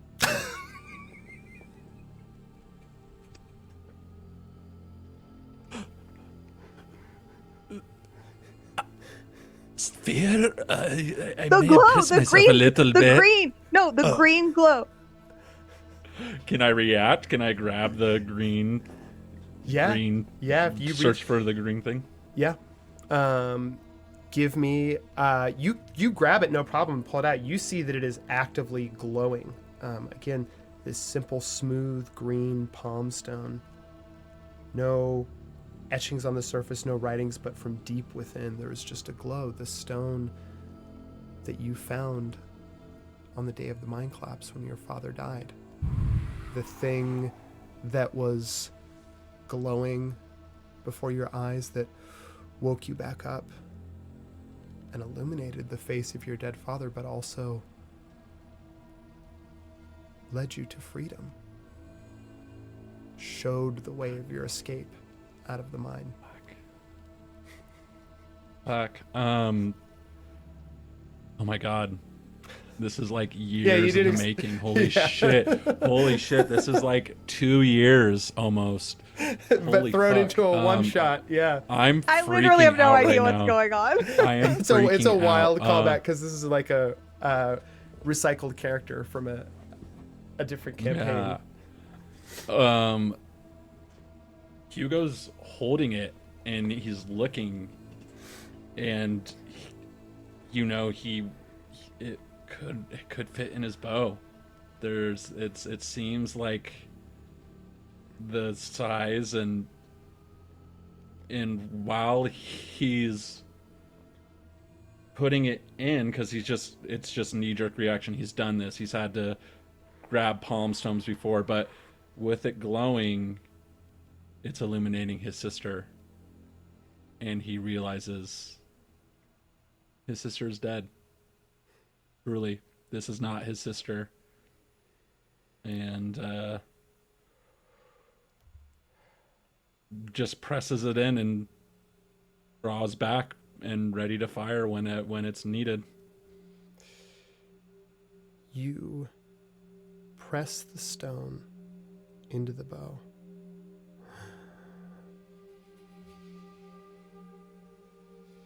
You see the gardens again from your vision before the camp.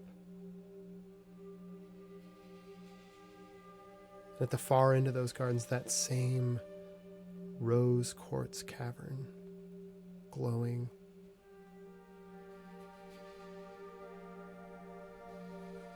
Something there is calling to you. And in that call fills you with resolve. You look at your sister and you see flame is beginning to overtake her. Parts catch her face as they begin to fall away. She kneels to the ground. I was supposed to have more time, or why would you take this? Why would you take this from...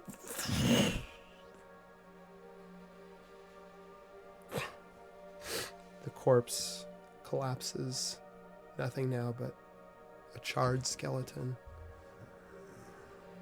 And you hear in your head, that voice. What is thou?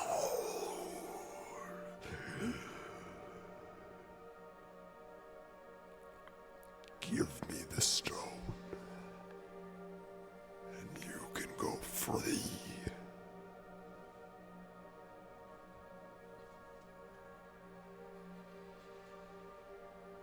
Hugo, being a man of his freedom is his most important thing. And doing it at whatever cost it is, looks at this abomination, and the eyes drift for a second, only to be caught by a feared mouse warrior, and a person who kicks ass on their own, but also has the bodyguard gargantuan behind them to back it up, and looks back and at the abomination and says, "Oh, Mon ami, don't worry, you'll be getting the stone, but just so you know, you aren't the most scary thing in this room." and fires the arrow, channels the stone.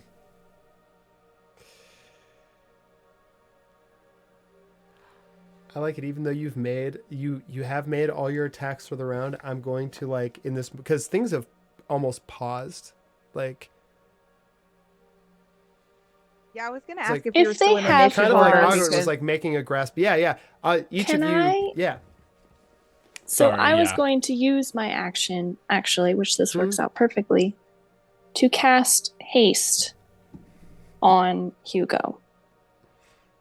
Oh my And god. so if things have paused, Amaya would have just, while they're talking, done it with. It's not her. Just like shooting pheasants when we were kids. She's gone. Set her free. Let her rest. And you can now take even more actions on top of your several actions. Yeah, you basically get two turns. It's like having action surge every round. I'm sorry. do I get something too if everybody Yeah, gets something? Matthias, what do you want to do? Matthias sees just a second. Matthias sees all of this happening and sees Hugo go through the struggle, and Matthias doesn't really understand what the stone represents, but it seems like it's a big deal. Hugo's crying or whatever. So so like I don't know if Sobbing, it's actually gonna not crying, Yeah. wailing. I don't know if this is actually gonna do anything physically, but just as like a symbolic gesture for Hugo, Matthias is going to cast light on the arrow that Hugo's about to shoot into the middle of this bad beastie. I love it so much. Make the attack roll for me real quick.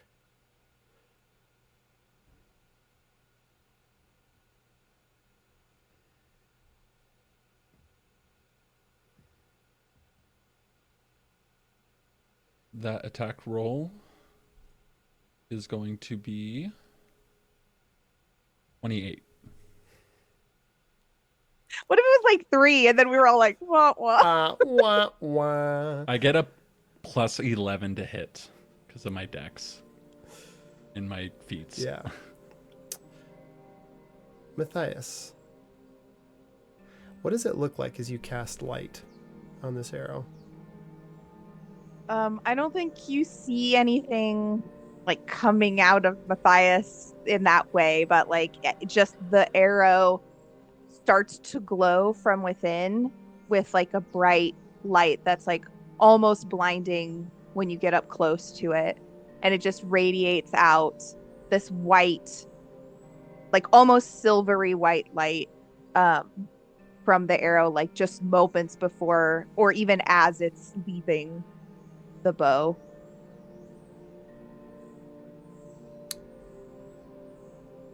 I mean, the thing is called the darkness, so it Yeah. couldn't hurt. Couldn't hurt. Oh, yeah. Oh, I. Um, Matthias, you spent the earliest years of your life as a caretaker in the Temple of the Quiet Fire, just like all your other mouse folk siblings, cousins, like your mother and father, your aunts and uncles, this enormous family, 100 plus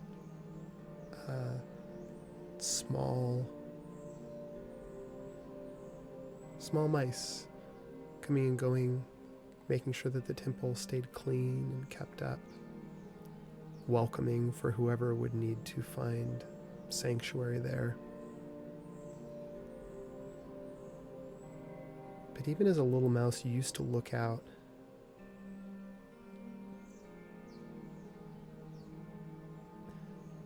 and Athena, even when she was a little girl,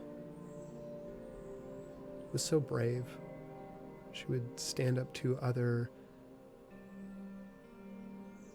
children, and as she grew older, even other knights twice her size, without backing down, without shrinking an inch. And the way that she fought, not with anger or even with anything to prove, but with strength and conviction that what she fought for was something beautiful.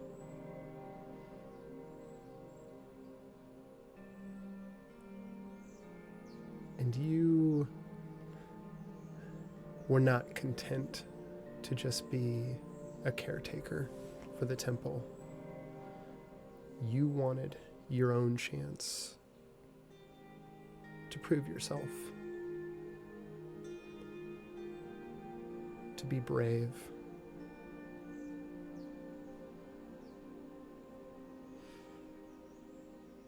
so after like all the evenings of like when your work was done, training at first with a tiny little broom handle and then with a wooden sword that you carved out of one of those said broom handles,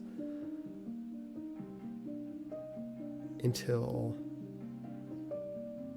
finally you got up the courage one day to go ask Athena to help train you. She was about 17 years old at the time, so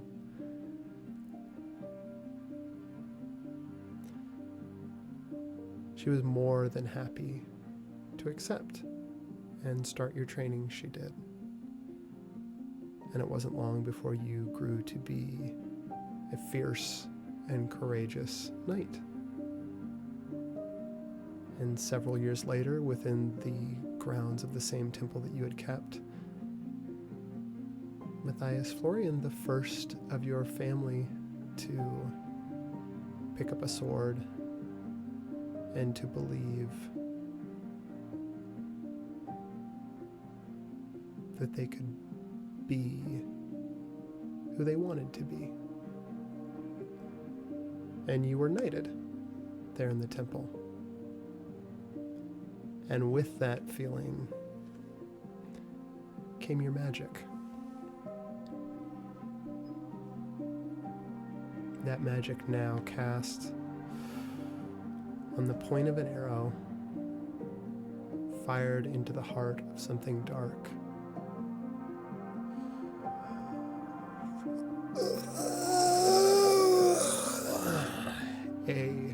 cry, deafening, breaking even like the power of it, breaking the silence that was cast upon it. Almost shatters out.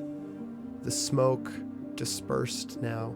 You see this monstrous thing crouched on the ground before you. An arrow tipped with golden light buried deep in its neck. It turns to look directly at you, Matthias.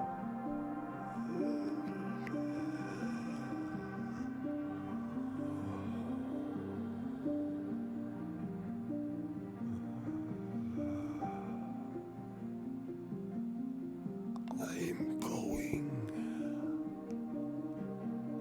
to kill you. As it begins to crawl forward. I think that's actually where we're going to end this session, and this is going to end up being a two-parter. So thanks everyone for tuning in to part 1 of Hedge Knights. We'll probably do part 2 on one of our limited campaign Tuesdays coming up. We'll schedule it soon. But thanks everyone who watched. We will see you next Monday y'all. when we're back to regular Castle Run sessions. Bye-bye now. Bye bye now. Bye-bye. Bye-bye. Bye bye.